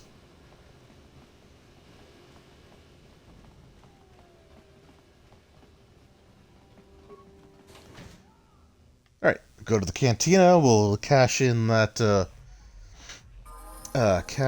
bounty. I'm not playing Pazak. Oh, okay, that was inevitable. That's just the kind of person I'm looking for. My name's Canderous Ordo. I work for Davik Kang in the Exchange. The hours aren't great, but they promised me a fortune to work for them, and I had nothing better to do. Mandalorian mercs like me are in high demand. But lately, Davik hasn't... Jeez, everybody's so, like, into self-promotion in this game. So I figure it's time for me to break the Sith quarantine and get off this backwater planet. Go I on. got a plan to escape, Taris, but I can't do it alone. I need someone I know can get the job done to help me. That's where you come in. Careful, mercs like this haven't a lick of conscience. They'll betray you in a heartbeat. This could be a trap. Yeah. I ain't talking to you. I'm talking Yeah, to Karth, he's standing right there. I saw you win that swoop race and started thinking. Anyone crazy enough to race like that is probably crazy enough to break into the Sith military base. I need someone to steal the Sith launch codes from the base. Without those codes, any ship leaving the atmosphere will be disintegrated by the Sith fleet's automated defense guns. Here's the deal. You bring me those launch codes, and I can provide the vehicle to get us off the planet. Davik's flagship, the Ebon Hawk. The not Millennium Falcon. Getting in won't be easy. The Sith base is protected by an encrypted security system. It would take a top-of-the-line astromech droid to slice through it. Lucky for you, I know just the place to get a droid like that. Davik was having one custom built by Janice Nall. Just tell her Candaris sent you, and she'll sell you the droid. Then you can use it to get the launch codes from the Sith base. Davik paid for the droid, but I'm the guy he put in charge of the mission. He won't care how I come up with those codes. Normally I'd do this myself, but everyone knows who I work for. If I broke into the Sith base, they'd send an army down on Davik's estate to get those codes back. So, once again, it's plausible deniability. I don't sense any deception from him, which is surprising. This may be exactly what we need. Sooner or later, you'll figure this out. Either we work together or we both stay stuck here on Taurus. Come back and speak to me again when you've come to your senses. I agreed to do it.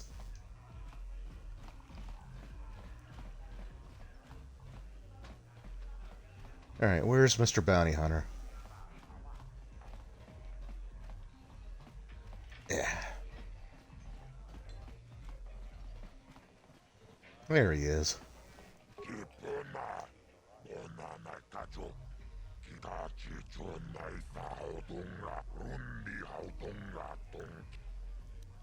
Actually, You don't intend to work as a bounty hunter, do you?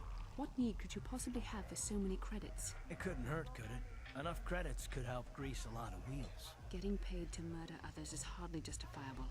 It's a path that could easily lead yeah, to I'm not gonna do it. I'm just gonna get the... These bounties are usually criminals themselves, so don't get all in a twist over it. I'll get in a twist if I think it's called for, Karth.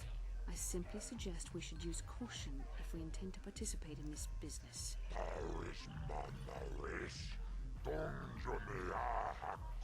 I can't see anything wrong with getting rid of people like that, as long as we don't end up on the list of the... So, was it Bendok Star Killer? I think that was the name? Okay, I don't know about Davik's special contracts. Justice is one but doing a crime lord's dirty work is... So you have to go through the gladiator arena stuff in order to get a fight with them.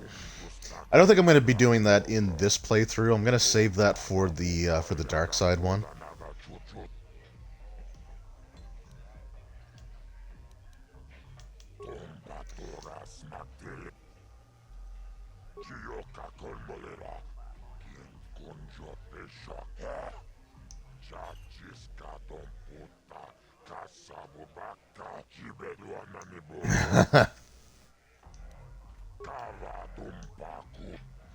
I don't think you can actually do any, like, ever persuade him.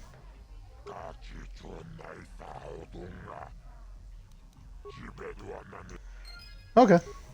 That's the only one of the bounties we're going to be collecting. Because with the other ones, you do literally have to kill the person. Alright, so now we got to get back up to the upper level. And actually, can I just return to hideout? Yeah, let's do that the smart way. So, again, like the first time I was playing through this, I never took advantage of the fast travel system, especially in Terrace. And that was a huge mistake because there is a lot of backtracking that you have to do. But it's not as bad.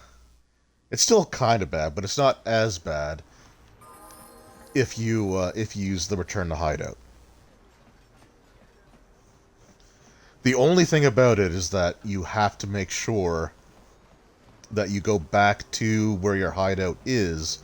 Like, you actually walk back there before you try to... Because once you're outside of that hideout, like outside of the apartment building in this section, if you select the fast travel thing, it takes you back inside of the apartment, and it changes where your warp back to destination is.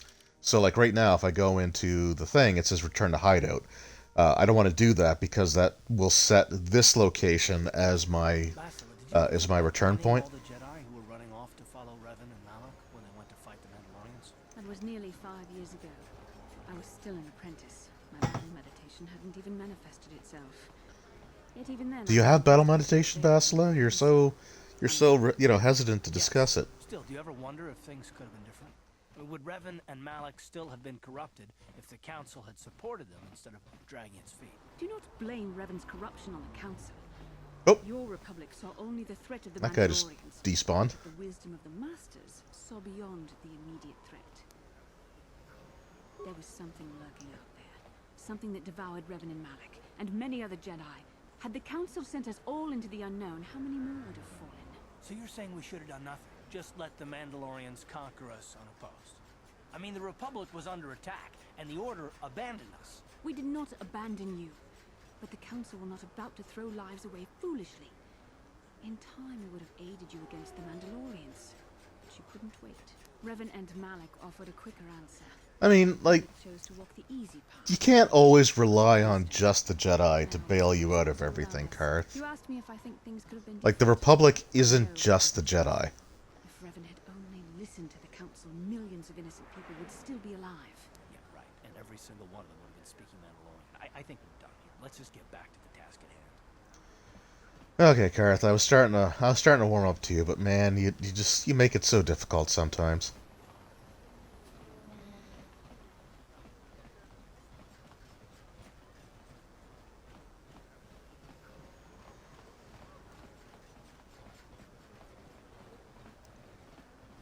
So there's also some really funny interactions. I don't know if I'm going to get to show them in this one, but there are some funny interactions if you have Bastila and Mission together.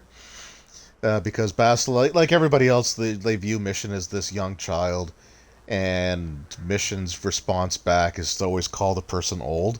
So, like, at one point, Mission will mouth off to Bastila, and Bastila will use the Force, like, force push and knock her down. It's pretty good.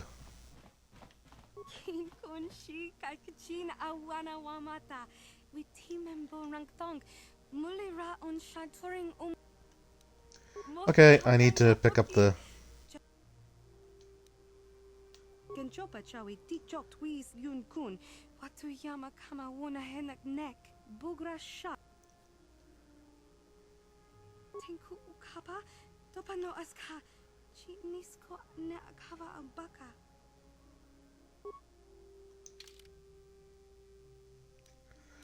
Okay, so now I need to take this droid with me.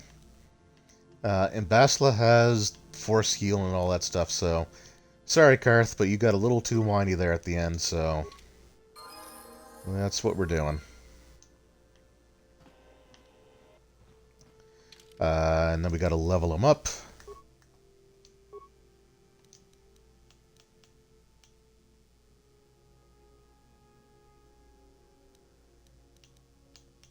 We'll go with dexterity, why not? Skills, security, repair, computer use, and everything else is cross-class, so we'll just have to accept that for now.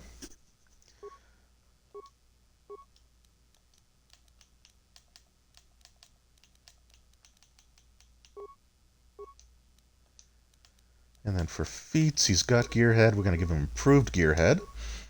So it's extra on repair and all that good stuff. Jeez, he's got a bunch of levels too.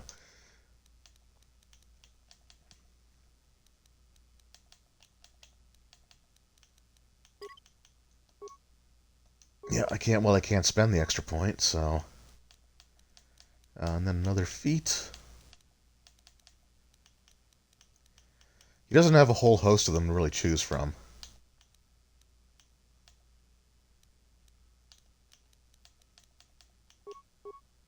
There we go, weapon focus.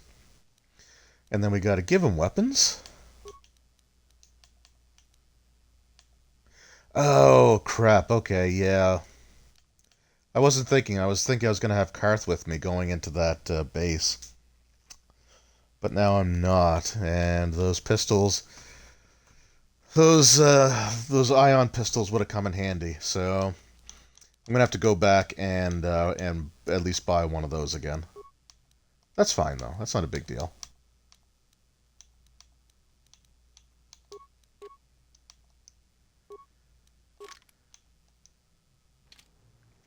Sure. I'm here. What? I'm Whoop. here. Yes? There we go. I know what I'm doing.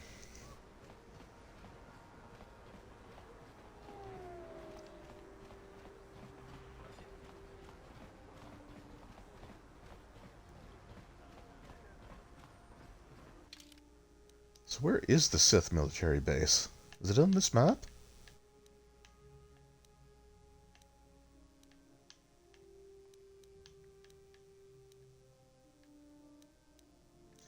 Oh, still has the Sith party. Still has the Sith party listed on the map. That's funny.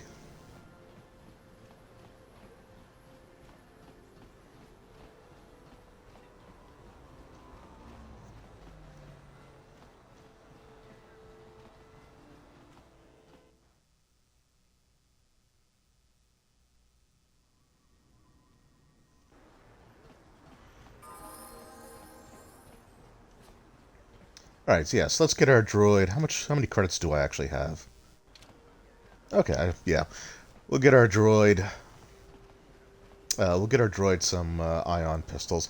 Because they're... So, I think the Sith base is where there's some really rough... I think there's at least one really rough fight with a droid. With, like, a security droid. So...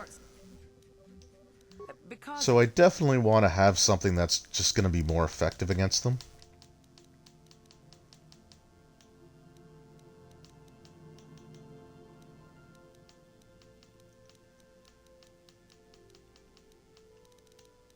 Uh-oh.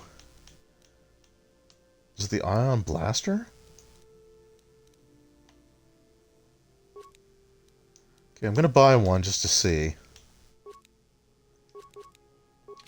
And we'll buy a couple more ion grenades. Just to make sure I can actually equip. Okay, cool. So right now, he's got one that does 1d6. And then just critical on a natural 20 times 2. And then the ion blaster is d4, slightly shorter range, but does an extra d10 against droids. So I'm actually gonna put that on him now. It doesn't change a whole lot. Like it reduces his maximum damage by 2, but just to have it and know that I don't need to worry about it again. Now the Sith base.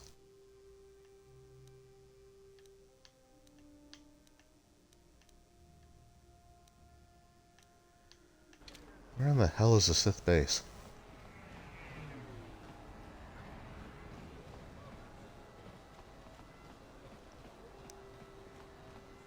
I think I need to go back to Canderous. I think.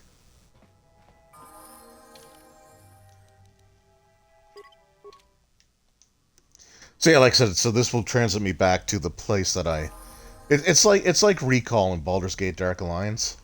It'll take you back to the spot that you originally fast traveled from. Figured you'd be back. Neither of us is getting off this planet unless we... But we've got a small problem. I haven't heard about anyone breaking into the military base yet. If you want me to help you, you've got to bring something to...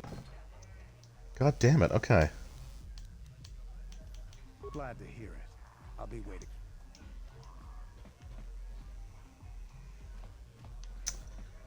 Huh.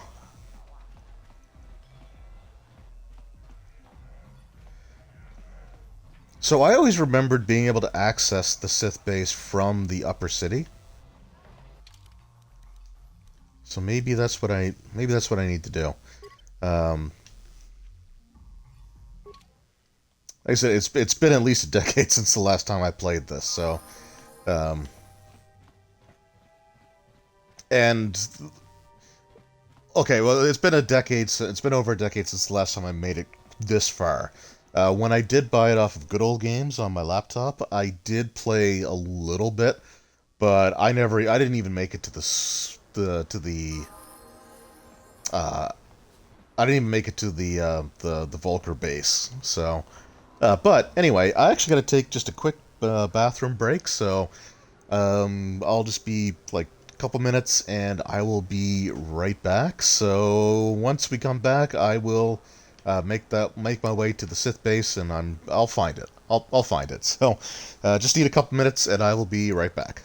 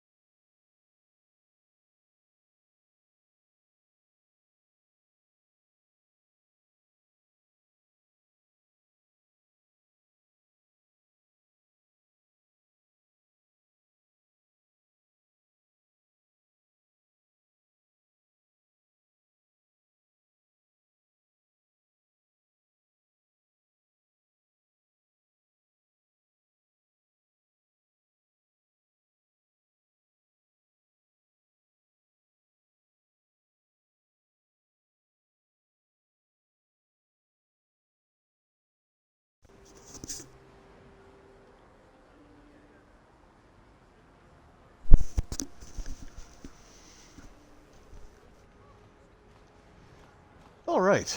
Sorry about that. Just nature called, and I had to deal with that. So, gotta find the. So I think it's. Excuse me. So clinic, and then the other upper city. It's cantina. I want to say there's an area like where the cantina is, and where the. It must be near the elevator. Like the elevator where you go down.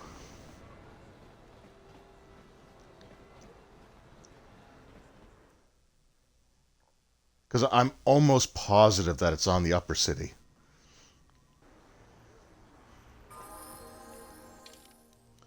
Now let's take a look at the map here. Oh, yeah, okay, yeah. So up where it says note to Lower City, there's like the elevator, you turn right and you can get the elevator, but you can just sort of keep going to get to it. Okay. We're on track now. Also, Bastila.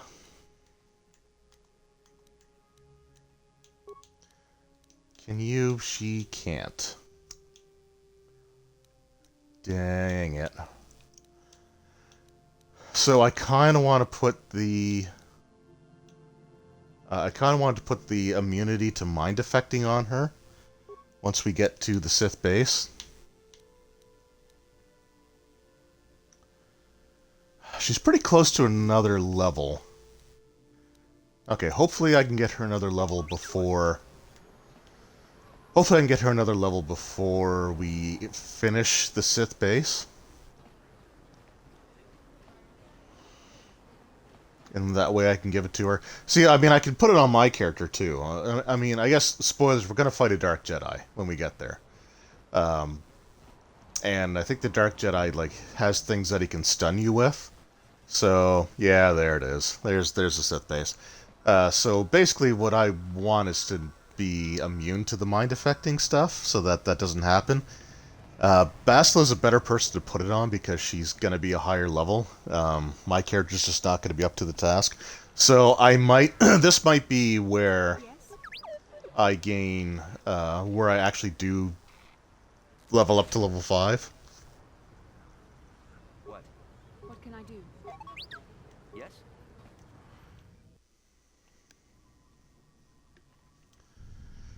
And I can't remember if I actually need the droid all the way through here, but...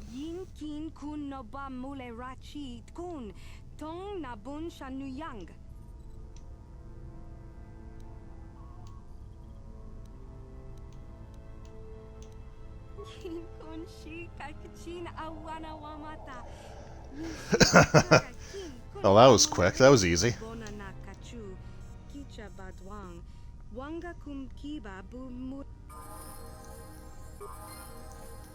Alright, so yeah, we bribed her. Okay, so I think what I want to do is actually be the droid here and interact with the reception terminal. So I'm running out of computer spikes.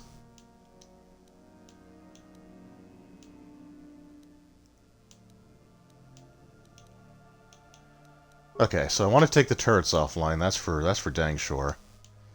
And take the sentry droids offline too.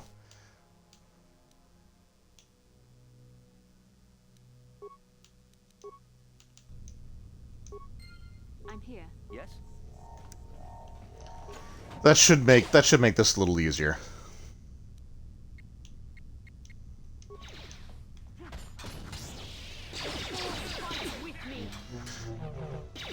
So we are past the 2-hour mark, even with breaks.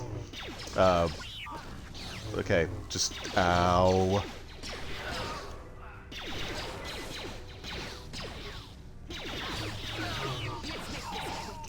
But I think so. What I want to do, because I died a bunch at the very beginning. What I want to do is I'm going to go through the base. I'm going to finish the Sith base. And that's where we will call it for tonight's stream. And we got a data pad.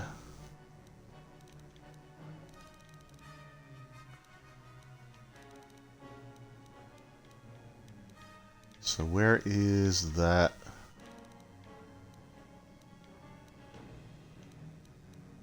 Where is that data pad? I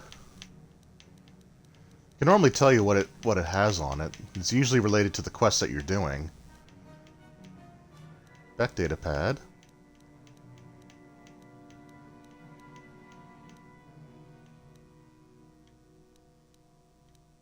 Oh, right, I wanted to put on Brejik's armband. Yeah, there we go. Okay, I don't know what the data pad had on it. It's not there, so I'm not gonna fuss over it. And that door is just for show.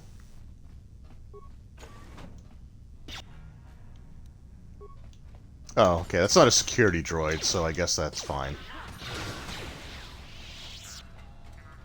There we go. There's that ion disruptor. Yeah, okay. There's a sentry droid, so they're shut down.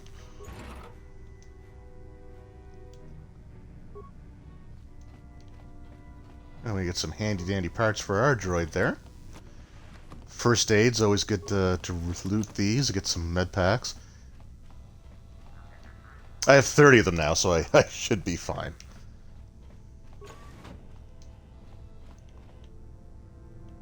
So I've also been looking through the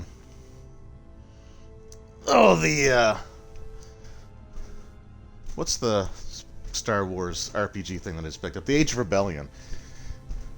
I've been looking through that one a little bit from Fantasy Flight, and that one does seem kind of interesting too. So I mean, I wouldn't mind giving that one a try as well. I think the only thing is because it uses proprietary dice, and I don't know if there. I mean, there's obviously got to be a way to map like regular polyhedral dice so that, you know, like if you roll an 8 on a d8, it's one of these symbols, right? There's obviously a way to do it, but I haven't figured that out yet. So because it does use like proprietary dice, it seems like it's going to be a little harder to run online. Okay, I don't have very many computer spikes left, so I don't want to waste them. and I don't personally like the kind of games where the game master does all the rolling for the players. So like I'd watched the Acquisitions Incorporated. Did I get this? Yeah, I did. Okay. So I watched like the Acquisitions Incorporated session from a few years back, where Mike Krahulik. I'm glad I deactivated all those guys. Where Mike Krahulik ran a session of like the Age of Rebellion, and it was it looked like a lot of fun. It was a great game. It was really funny to watch. Like those guys are usually pretty good, but he was using an app to roll, so he was always rolling for everybody, and then telling them what they got. And I don't like that. Like I as a player, I want to be the one rolling my own dice. So as a GM, I don't like to roll dice for people unless it's something like unless it's something like, you know, like if the rules sort of state like the hidden rolls, the hidden skills, or the secret skill or checks that you roll in like Pathfinder 2e, where the GM rolls it for you, because the player wouldn't realistically know if they succeeded or failed, and it's one of those things that kind of prevents metagaming. Although you have to trust your GM to do it. And then I saw things like the Big Bang Theory, like when they played D&D. Now I'm not a Big Bang Theory fan. I didn't find it amusing. Like of all the times I tried to watch it, I never found anything that made me laugh. But I had people say, "Oh, well, they have like D&D episodes. Like you should really watch at least that, because you know that might get you hooked on the show." And I hated the way they were doing it, because it was one of those things where like the DM insisted on always having to be the one to roll everything. That's like that's just not a fun way to play.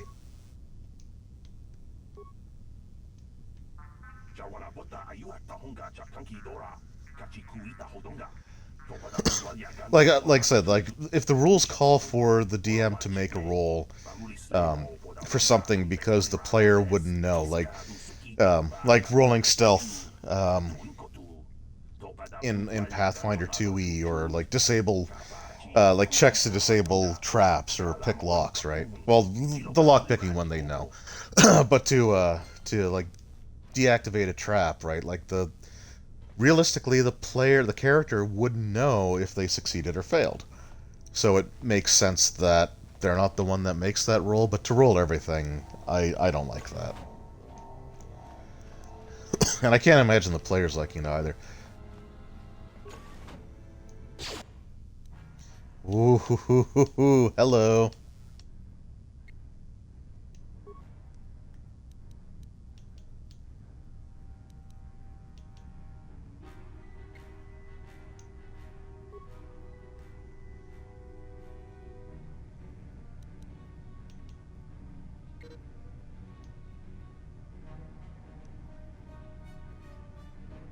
Okay, that one I can't just queue up, eh? That's fine. Oh, I guess I can. Alright. Let's switch back to my guy, because what I'll do is after I throw these grenades, I will try to deactivate the trap. So we've got that queued up. And then we'll try to...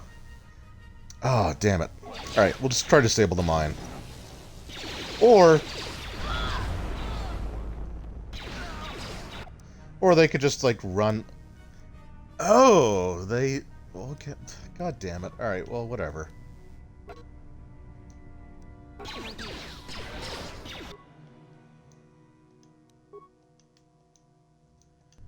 Okay, thank you. God, this has just gone horribly. Alright. You. Die.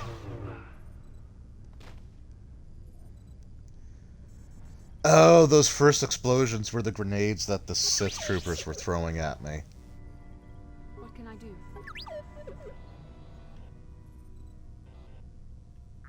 Oh, am I still dead because of the mine?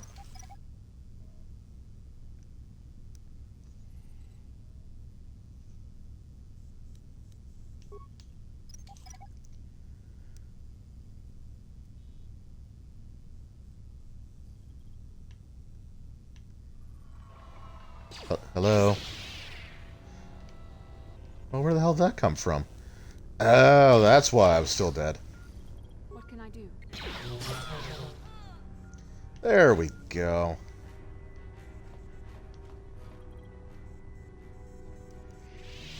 Okay, yeah, so I forgot that the Sith troopers were throwing grenades, so I thought when Bastila and the droid ran, I thought they set off the mine that I was trying to deactivate, and then I thought I set off the mine that I was trying to deactivate. It was, anyway, it was bad. Cure. Sure. So that'll save me some time. Well, that'll save me some med packs anyway. Yes. Okay, enemy sight. It's not an enemy, it's just a frickin' mine. Let's see if I can actually disable this one. Well, that's better. Now, do any of these guys have anything useful on them? Repair kits. Actually, repair kits are good because that's the only way. So droids can't use med packs, which, you know, makes sense that they can't. Still only have 2 computer spikes, though, so I really don't want to do anything with those right now. Because I can't.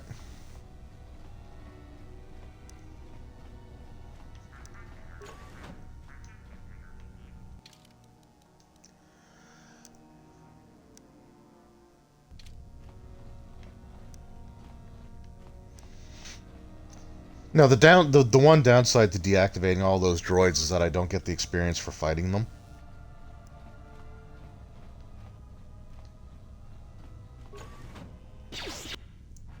Oh, here we go.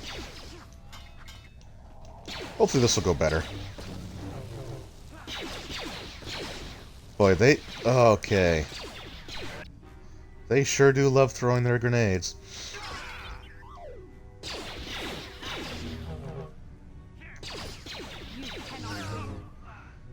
God. Oh, okay, yeah. So one of the things I could have done was blow up the power terminal in this room. But that's fine. So this here, like, if I access security cameras, I could have destroyed those, but that's fine. I do kind of want the I do kind of want to do some of these fights. So yeah, so this guy, he can't use med packs, but he can use the repair kit. Yes? Sure. And similar to the heal skill, the higher his repair skill is, the more hit points he recovers from using those kits, those self-repair kits. Oh, shoot.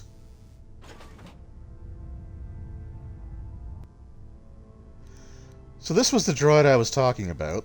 So we're going to throw an ion grenade right away. And I really wanted to save before this fight.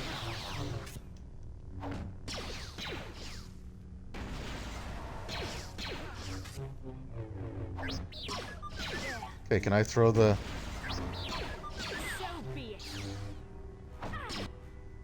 Whoa, whoa, whoa, whoa, whoa, whoa, whoa, whoa, whoa, whoa.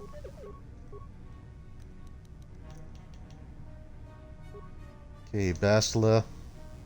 Please don't die, please don't die, please don't die.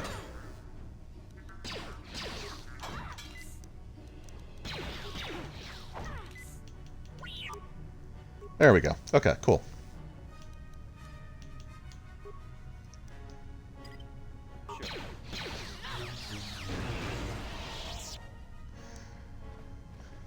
Okay, that actually that wasn't too bad.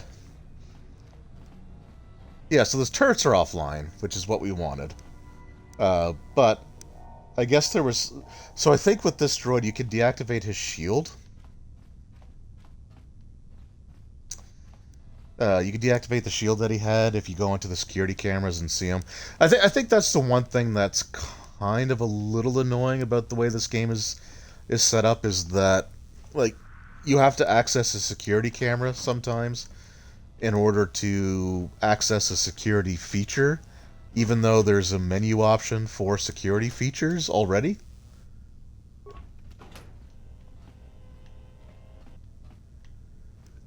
So it seems like the kind of thing that, like, you should be able to access all of that stuff from a single menu.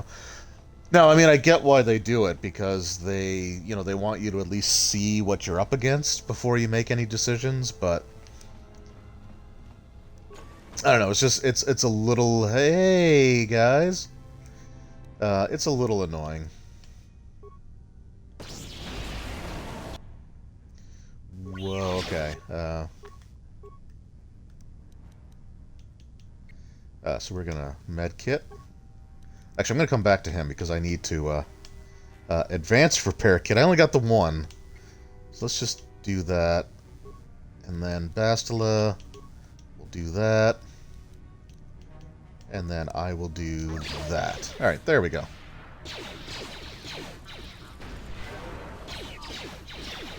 Oh my God, I don't remember them throwing so many frickin' grenades.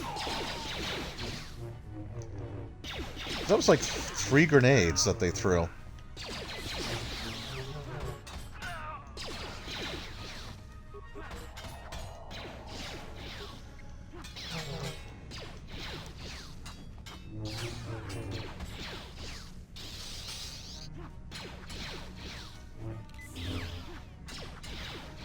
Also, I'm not a big fan of the enemies healing themselves.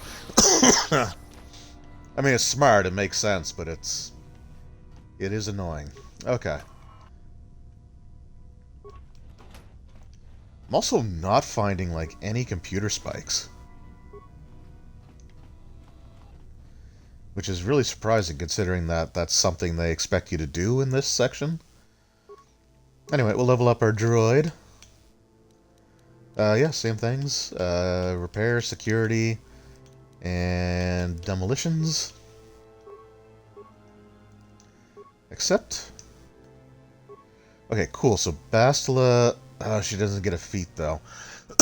So feats are where you can... feats are where I could select, like, the implant thing. That's alright. I'll put it on myself, at least. Treat injury, we want that up. I mean, she only gets 2 points, and there's only 2 skills that she has ranks in, so makes that a lot easier. Force shield.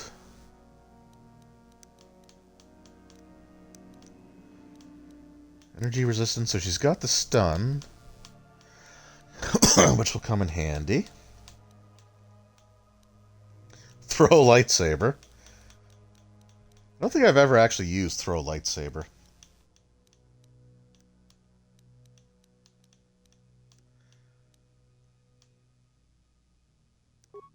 Yeah, I guess I'm just going to go with the force shield.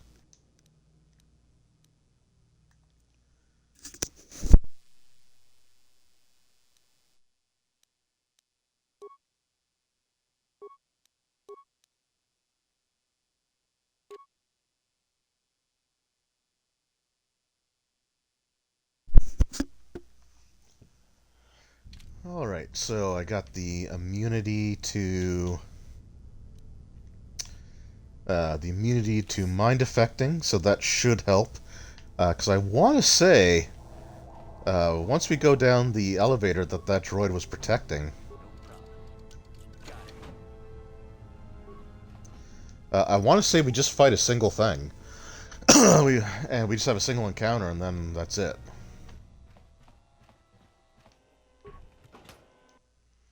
Must there be? Okay, no computer spikes yet. I mean, truthfully, I kind of almost don't want to find any, because that way there was nothing else I could have done. Because it would take more than to hack the computer to even access the menus. It costs 1 point by default, so you're always spending a computer spike. And I know to deactivate that large droid shields. Oh, excuse me. Choked on nothing there. So yeah, to deactivate that droid shields would take more than one. So right now we are going to safety save, because I think we're almost done this section.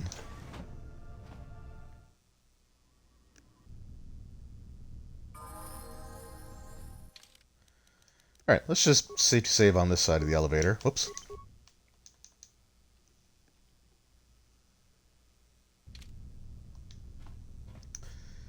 Because this is going to suck. Break my meditation. You will pay for interrupting my... Wait. I sense the force is strong with you. Very strong. Who would have thought a force adept could be found on a significant planet? But your talent is no match for a disciple of the dark side. Spoken like a true drone of the Jedi Council.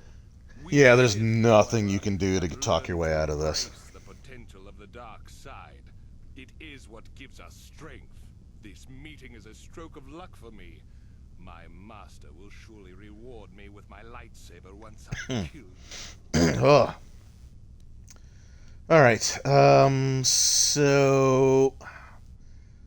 he's gonna run towards me anyway. So right now, throwing a grenade's not gonna really do anything, because he'll be out of the blast radius by the time he gets to me. So I'm just gonna go with a regular attack. And then Bastila, we're gonna try to stun. And then our droid...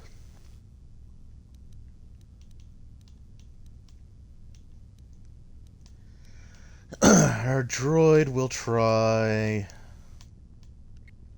just throwing a frag grenade, because I don't care if I lose that one as much. So let's go. Oh, he didn't. Okay, cool. Pause, because I'm already screwed. He made a saving throw against that. So we are going to advanced med pack. And then Bastila. Let's try throwing the concussion grenade. And you try throwing the concussion grenade. And I think I'm going to stick to... Okay. Yeah, see, that's the thing I was worried about him doing. was the stun that I tried to pull on him, and it didn't work. So this could go poorly. This is usually something where it's gonna take a few tries.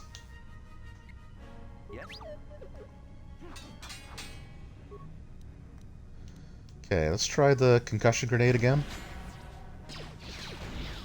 Awesome, he's stunned.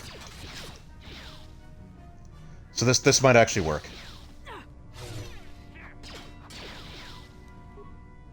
Okay, concussion grenade. Awesome. Alright. So that worked a lot better than the... that actually... that went a lot better than I was expecting. So, like, usually when I do that fight, what ends up happening... what ends up happening is he, like, force stuns Bastila, and just continuously. Like, he almost spams it. It gets really annoying. So she's usually taken out of the fight right away. And because my character's underleveled, I usually don't last very long. I mean, you saw, like, the first attack nearly dropped me. And because you have to have the droid with you to get in, he's just not a great combatant. So you're usually pretty underpowered when you fight him. And he made a saving throw when Bastila tried to stun him. So I'm actually surprised that the concussion grenades worked against him every time. Because normally he saves against all those too, and it can be like normally I end up having to like reload that fight 2 or 3 times. But we got it. We're good. We got the launch codes.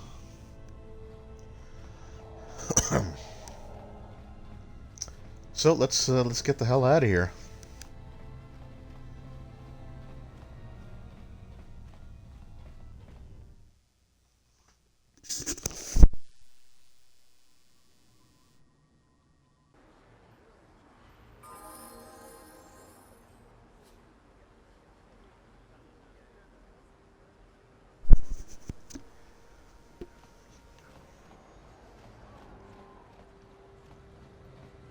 All right, so now we're just gonna make our way back to the cantina. We'll talk to Candace. Um, I'm wondering if I might actually be able to get off of Terrace in the next half hour or so. I don't think there's much else that I need to do. Yeah, yeah, I didn't mean to talk to you. Elevator, okay. There we go. Yeah, you know what? So the last thing we have to do is going through and helping Candace, and then we're off the planet. So let's do that. Let's see if we can actually do that. Oh, but I do want to check something in this controls.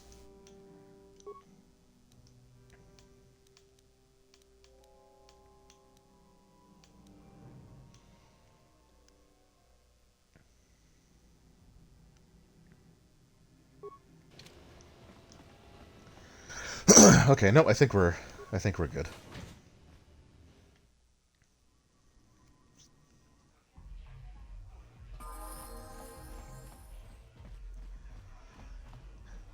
I figured you'd be back.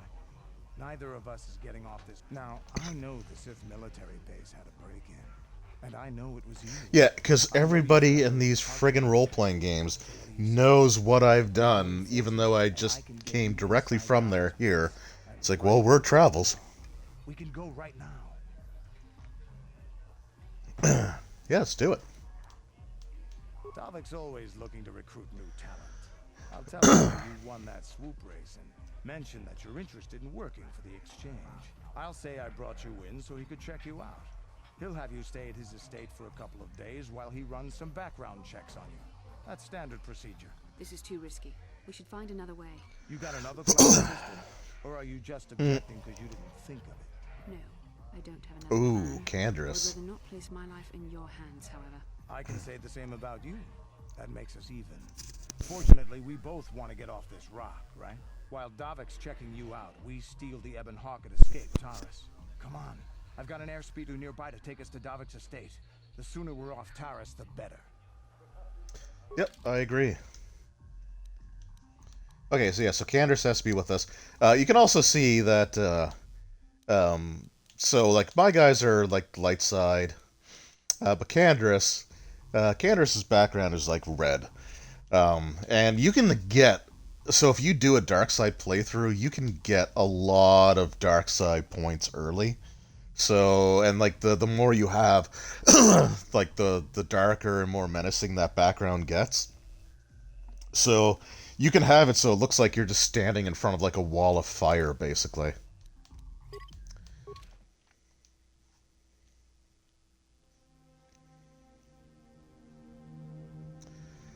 Oh, and a little cutscene.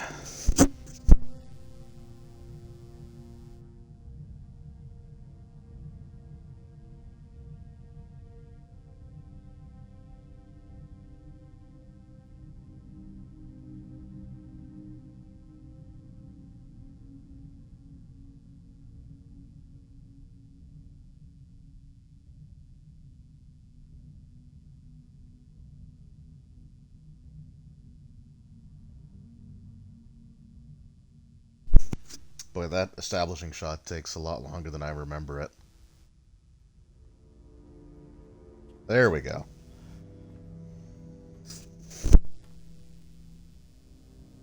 You summoned me, Lord Malik. The search for Bastila is taking too long. We cannot risk her escaping Taris. Destroy the entire planet. The entire planet, Lord Malik. But there are billions of people on Taris. We'd be slaughtering countless innocent civilians, not to mention our own men still on the surface. Your predecessor once made the mistake of questioning my orders, Admiral. Surely you are not so foolish as to make the same mistake.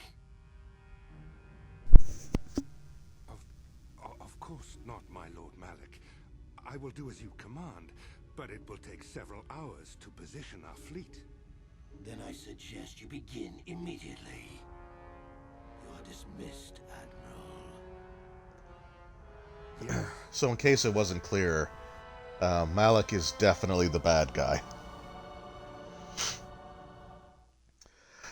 Although I have to say, like, you know, a lot of villains aren't that quick to act. Like, they'll just, you know, they'll, you know, give people ample time. And now we do have all the time that we need. But, like, normally they won't just be like, you know what, this is taking too long, let's just blow up the whole damn planet. Nuke the site from orbit, it's the only way to be sure. I won't have two men killing each other. That's not good business.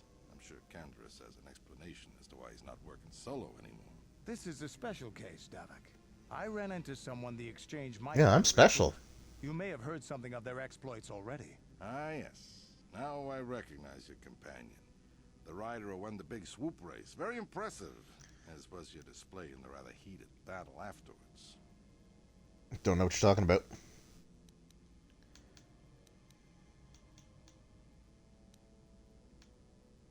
You know, Canderous was right. The exchange is always looking for new talent. You could have a bright future with our organization. With the recommendation from Canderous and a thorough background check, you could become part of the exchange. Many would kill to prove themselves worthy of this honor. Come with me. I will give you a tour of my operations. I'm certain you'll be most impressed. Ah, there she is. The Ebon Hawk, my pride and joy. Yeah, so he kind of shows us around the base a little bit. The state-of-the-art security system I've had installed to protect her. The shields are completely impregnable. Nobody can get past them without the codes to try and steal my baby. Unfortunately, the Sith military blockade has grounded my vessel. The Ebon Hawk can outrun any vessel in the galaxy. But even she isn't fast enough to avoid the auto-targeting laser cannons of the orbiting Sith fleet. I am, of course, working on acquiring the Sith departure codes so that I may come and go as I please. However, progress has been slow. But we should continue our tour. Yeah, about that. These will be your accommodations. The slave quarters are just down the hall. If you need anything during your stay, food, a massage, feel free to call upon their services. If all goes well with your background check, you will be invited to join the exchange. I'd advise you to accept the offer when it comes, or suffer the dire consequences of refusal.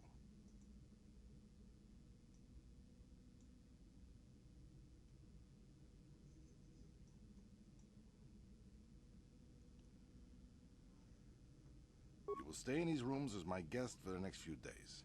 I will not accept no for an answer. Feel free to visit the slave quarters at any time during your stay. I must warn you that if you are found anywhere outside the guest wing during your stay, or if you bother my other guests, my security forces will deal with you most harshly. I will return after the investigation into your background is complete. Until then, make yourself comfortable. Come, Callow. Let us leave our guests in peace.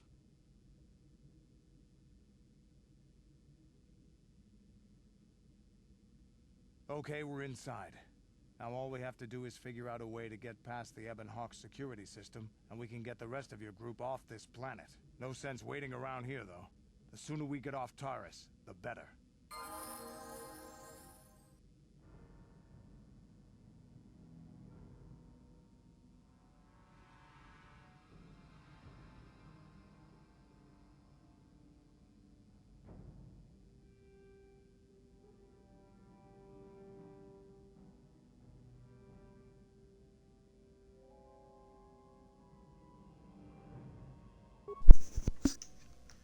All right, so yeah, yeah, this is the last thing that we have to do. So we'll finish off the terrace section here to finish this stream. So let's get Canderous leveled up. Again, treat injury is always a good one to have. I think he only gets one skill point. Like I said, I don't think the skill points work the way they're supposed to. Like once you get past first level, for some reason.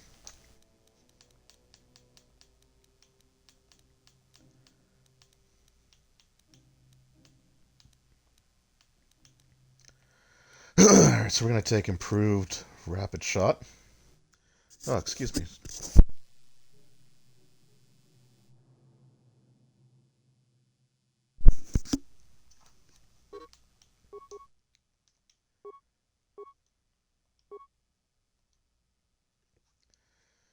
Sorry, my voice is starting to go on me a little bit. That and between that and choking on like absolutely nothing, it's taking a bit of a toll on here. We want heavy. Okay, yeah, so he's got specialization and everything on that. Yeah, we'll give him improved toughness. There we go. What can I do? Yes? So sorry if I have to keep clearing my throat. I try to I try to mute the microphone as much as I can, but between like the game last night and the 4-hour stream the night before and trying to do this one, my my throat's having a hard time keeping up. No problem. Hey, what's the idea of barging in here? Get out of here or I'll call the guards. Pudu, Tunirama na praka donko searcha chupapanki. Hey, baby, wait. I wasn't actually going. Damn it! Okay, Oh great. man, You did we scared just off my block basic. you? So you better explain yourself before I lose my temper with the guards. No way. You're not.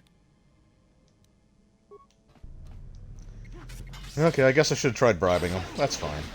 He's a bounty hunter. He's kind of a jerk anyway.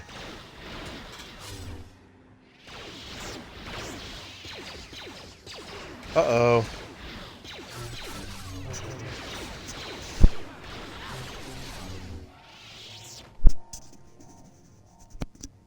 Well, that did not go well. I can't remember if that means that all the guards everywhere I go are gonna do that. No problem. Got it. Oh, good Bazak cards that I'm never gonna use. I guess I have to ask, like, for anyone that's actually like played this game, do you do the Bazak minigame? Like basically the blackjack thing?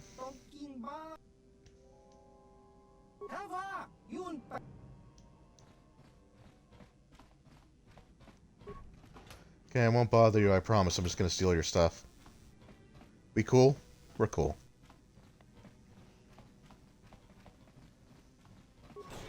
And then I think this is the slave quarters. So, not really interested again in talking, just gonna steal your stuff.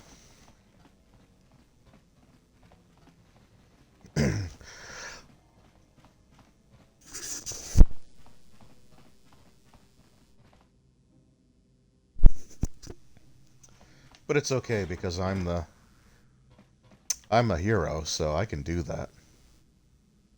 Yeah, crap. Okay, we gotta fight the guards everywhere we go.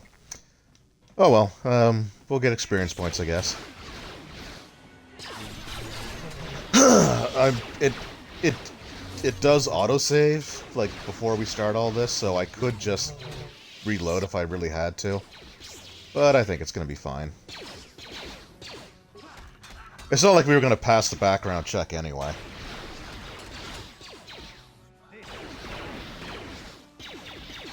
In fact, I want to say, once you leave your quarters and start, like, roaming around, I think you trigger the fights with them anyway, so... You know, no biggie.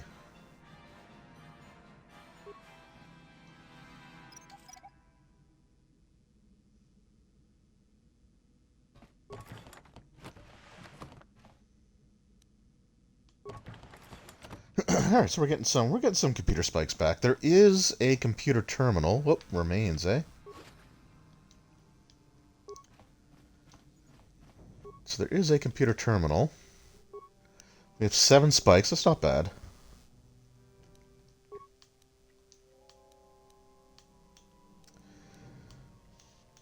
But we don't have enough to disable hangar security. So I'm going to need 3 more spikes in order to do that. We'll go with 4 more spikes, so we'll just unlock all those doors.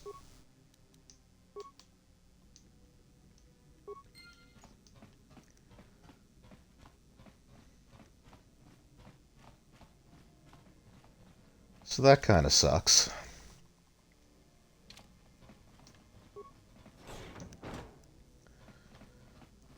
It should be fine, though. Oh, bounty hunters, eh?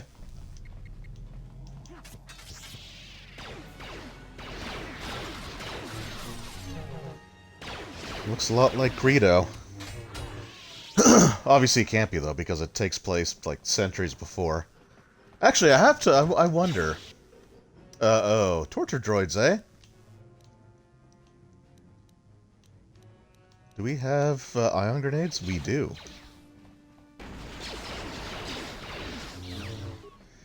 Yeah, I have to wonder, like, do any of the, do any of the role-playing games put out 4 Star Wars? Like, do they actually have anything that takes place or is set in the Old Republic? I don't know how much more I could take before going mad. I don't Well, have anything it's all in a day's work. For freeing me. Nothing tangible anyway. I've got information that could be worth a fortune. I used to be the pilot of the Ebonhawk, Davik's flagship. I know the codes to disable the security system protecting it. I'll load them onto your datapad now. You can use those codes to steal the Ebonhawk right out of its hangar. Sell it to the highest bidder, ransom it back to Davik. Whatever you do, you'll make thousands. Long until Davik figures out I'm free. I have to get out of this base before that happens. I mean, you would think that if he was capturing and torturing his pilot that had those codes, you would think that he would just, like, change it as a precaution. Like, wouldn't that be the sensible thing to do? Now we are gonna... How rude! I am a personal guest of Davik himself. I left specific instructions that you guards were not to disturb me until morning. How can Davik expect me to invest in his ventures with this kind of incompetence on display? I should summon the other guards and report you to your commanding officer. Well, I suppose I can forgive the intrusion in this case. Tell Davik I admire a host who has his underlings check up on the well-being and comfort of his guests. I don't require anything right now. You can tell Davik everything about my stay has been most pleasing so far. Here's a 5-credit chip for your trouble, sir. Now scurry on back to Davik. If I find I have need of anything, I'll buzz you. Until then, I expect you to respect my privacy. And I shall. Except for the fact that I'm going to rob you.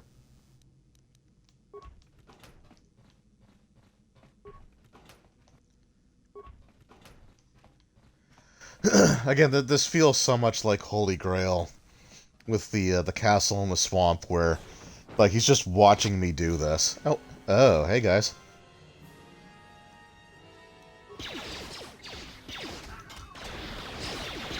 Like, you know, please don't disturb me. I didn't mean to disturb you, but I'm taking everything in these I'm taking everything in these strong boxes.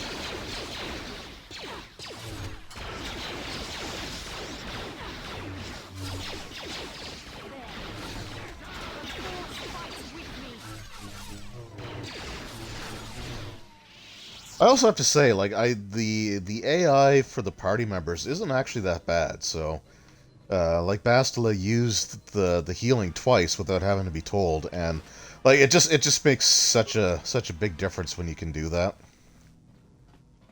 Or have that so you're not manually trying to use the potions. Definitely stuck on fantasy RPGs here, but whoops, to use the med packs.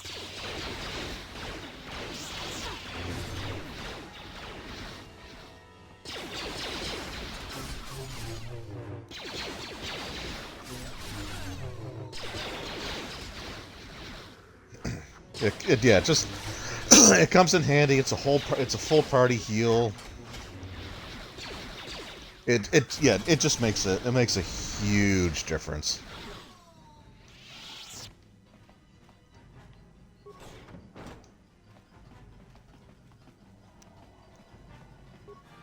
Is that a lab technician? What has he got on him? No computer spikes. So I don't think I need computer spikes now to deactivate the hangar controls.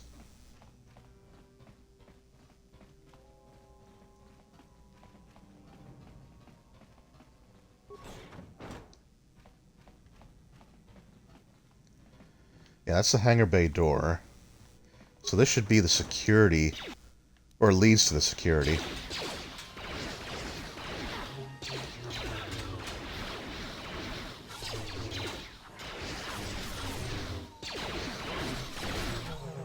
Oh, I didn't even see that guy there.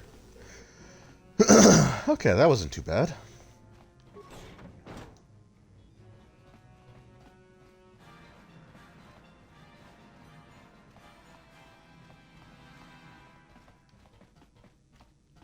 Okay, and that just loops around. Thank you, Andrus. Thank you. Alright, so that just loops around. So that should mean that the security terminal... Yes? The security terminal in that room that I was just in, that should be the one I can use to deactivate the hangar controls. Awesome.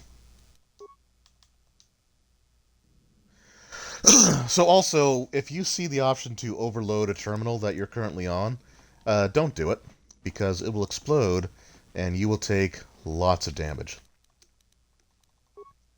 And we will safety save, because we are almost out of... We're almost done with Terrace altogether, actually. So, it's a 3-hour stream. It'll probably be a little over 3 hours. Damn those Sith, they're bombing the whole planet. But honestly, I mean, considering that I had several setbacks at the beginning, it's not too bad. So, you figured you'd just steal my ship for your getaway and leave me high and dry while the Sith turn the planet into dust? Sorry. That was the plan. That ain't gonna happen. I'll take care of them, Davik. I've been Ain't it? to this for a long time. Make it quick, Carlo. The Sith mean business. If we don't get to our ships and find somewhere safe, the bombs they're dropping will kill us all. Alright, so let's go to Callow. And we're just gonna... Oops. And we're just gonna throw some grenades.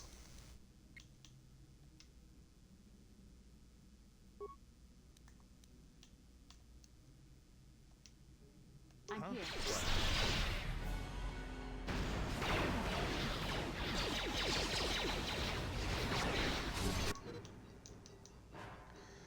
That didn't take long. I was kind of expecting that, to be honest, though, because, like I said, my character is really underleveled. You may have me outnumbered and outgunned, but if I'm going down, I'm taking all of you with me. This thermal detonator will blow us all to bits.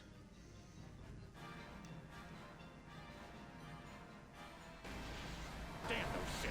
Now bring this whole hangar down around our ears. I'm here. Yes? Okay, well that worked out well. Yeah, I think if you get him to a certain point in damage... Oh yeah, we're taking all that stuff. I think that happens. I can't remember if that event triggers anyway. Let's get this ship fired up. We'll pick up the rest of your friends and then we'll have to get off this. Like if this is a scenario where you can't lose, or if you have to get Callow or one of them to a certain hit point threshold. But anyway, we'll watch this bombardment take place. And again, like for something that was almost 20 years ago, the graphics for the cutscenes are really well done.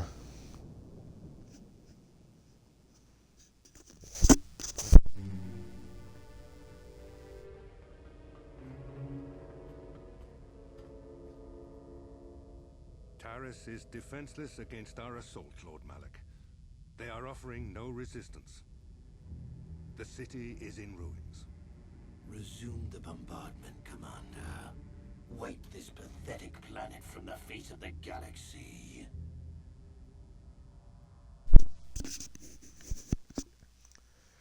So this may or may not be like the genesis or the thing that becomes the Death Star later on.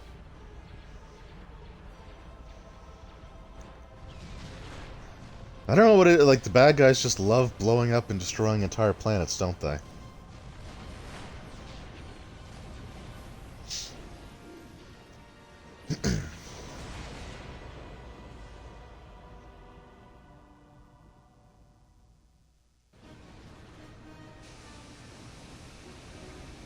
And here we get to see the not Millennium Falcon take off.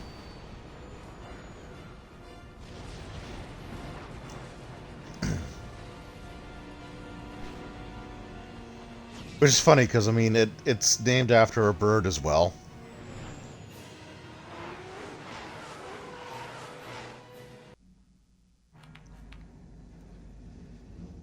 Plot a course for Dantooine. There's a Jedi enclave there where we can find refuge. Incoming fighters! Quickly, to the gun turrets. You have to hold the Sith fighters off until we get those hyperspace coordinates pushed in. Alright, so a few times during the course of this game, there's going to be these turret sequences. I'm going to try my best. It's been a while since I've played done this. And I'm hoping that the controls will cooperate with me.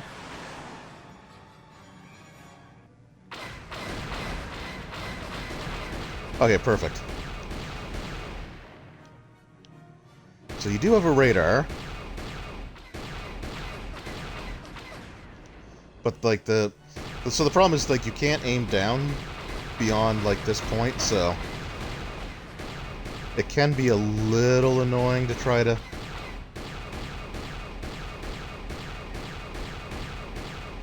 and the sensitivity on the thumbstick is way higher than I remember, but that's and that guy's just below my ability to fire anyway.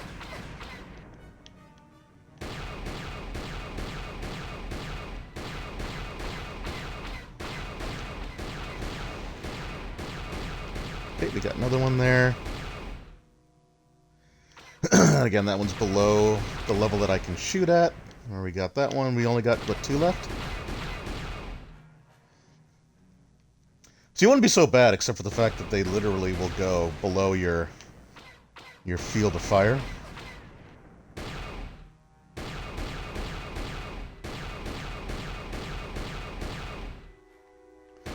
But you do get like the lens flare and stuff too. It's kind of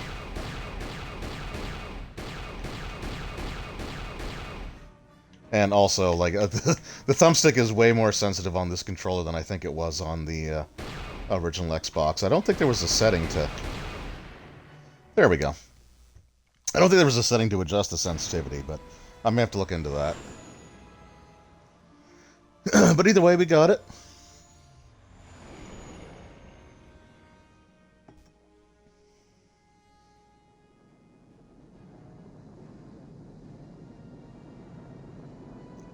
And yeah, like I said, the cutscene cinematics look really nice. Even by today's standards, like they are a bit primitive for 3D graphics, but I think they did a really good job. Seems like a lifetime since I last set foot on her surface. Though in truth, it's only been a few months. We should be safe from Malik here. For now, at least. Safe? You saw what his fleet did to Terrace. There wasn't a building over 2 stories high left standing. They turned the planet into one big pile of rubble. Even the Sith would think twice before attacking Dantooine. There are many Jedi here, including several of the most powerful masters of the Order. There is great strength within this place. So I guess I always thought that they blew the planet completely up, like destroyed it, turned it into just like a debris field. But I guess all they did was destroy the city. Either way. We can get supplies here and recuperate. The Academy is a place of mental and spiritual healing. Something we could all use after what we've been through. Maybe you're right. It isn't easy to witness the annihilation of an entire planet. No, it's not. She will find a way to come to terms with her grief. She's stronger than she appears. We just need to give her time. Now I must go speak with the council. I need their advice on recent developments. After I've met with them, I will meet you outside the ship.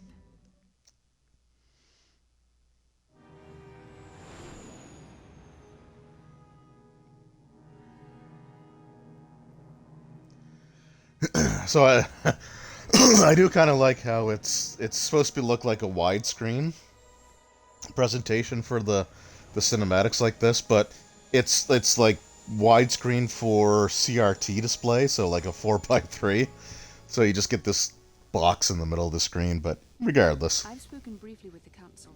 They request an audience with you. We should go at once. An audience with the Jedi Council? It's pretty unusual for someone who isn't even a Jedi. What's this about, Bastila? I'm sorry, Karth, but I cannot tell you. All I ask is that you trust in the Force and the wisdom of the council. Well, I don't like being left out of the loop, but I'm not looking to get you in any trouble with the Jedi Masters. We'll do things your way for a while. Come, they're expecting us. Yeah. I'll lead you to the council chambers. Good for you, Karth. Until you reach the Jedi Council, you'll be unable to switch characters in and out of the party. That's fine. Alright, let's... I know when I do these streams, like, I always kind of push the goalpost back a little bit. But let's go. You there, Padawan. Why are you not wearing the customary robes of the Jedi? Do you mock the honor traditions of our order? I'm not a Jedi. Bastila. I have heard of her.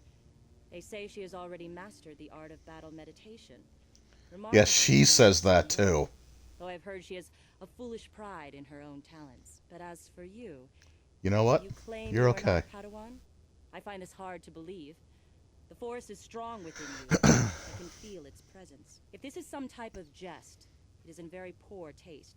The Jedi Order is not a subject for jokes. Please forgive the abruptness with which I first greeted you. No, I'm not a Jedi. Perhaps Yet. unfair. My master often warns me that I must learn to control my emotions. I see I have much left to learn. I wish you a pleasant stay here on Dantooine. May the Force be with you. Alright, actually, you know what? I think I will end it here, so we can start... we'll start the next stream in a week from now, where I am going through and beginning my Jedi training, and then I'll finally be able to level my character, because I've been level 4 for quite a while now. So I'm going to save it here, and we will start the Jedi training and all that stuff on the next one. I kind of want to look up the difference between the Jedi classes, because I'm still trying to get a decent amount of points into repair, because that's going to come in handy pretty soon as well. So I still need a few more. I still need a few more points in that. So we'll see. We'll see which class I end up going with. But anyway, I do want to thank everyone for taking time out of your evening, night, to pop in for a little bit. I always enjoy doing these. Sorry if I wasn't quite as with it on this stream as I normally am. Just been up late the last few nights, and like the heat of the last few days has just been giving me, headaches and stuff like that. It's been kind of rough, but I wanted to get this stream done because I really enjoy these, and I have a lot of fun with them, and I love playing this game. So, and I'm saving this for these Twitch streams, so it always means a lot to me. So for anyone who popped in, even if you just popped in for a second and then popped back out, it still means a lot to me. Anyone who's watching this on YouTube after I re-upload it, again, it means a lot to me. I always appreciate it. And yeah, if you have any suggestions for which of the 3 Jedi classes I should take, let me know in the on the YouTube one anyway. At least let me know in the comments. I don't think I'm going to put a poll up for that because I'm looking to do something very specific, so I don't want to necessarily leave it up to chance. But anyway, yeah, if you have an idea which one that I should try, like I said, let me know. Anyway, thank you guys again. It means a lot. I will see you Monday night for Baldur's Gate Dark Alliance. This week coming up, and then on Wednesday, Dragon Age Origins, and then a week from, well, next Friday, we'll will become a Jedi. So again, thank you guys. It really does mean a lot. And I will see you all next time. Take care.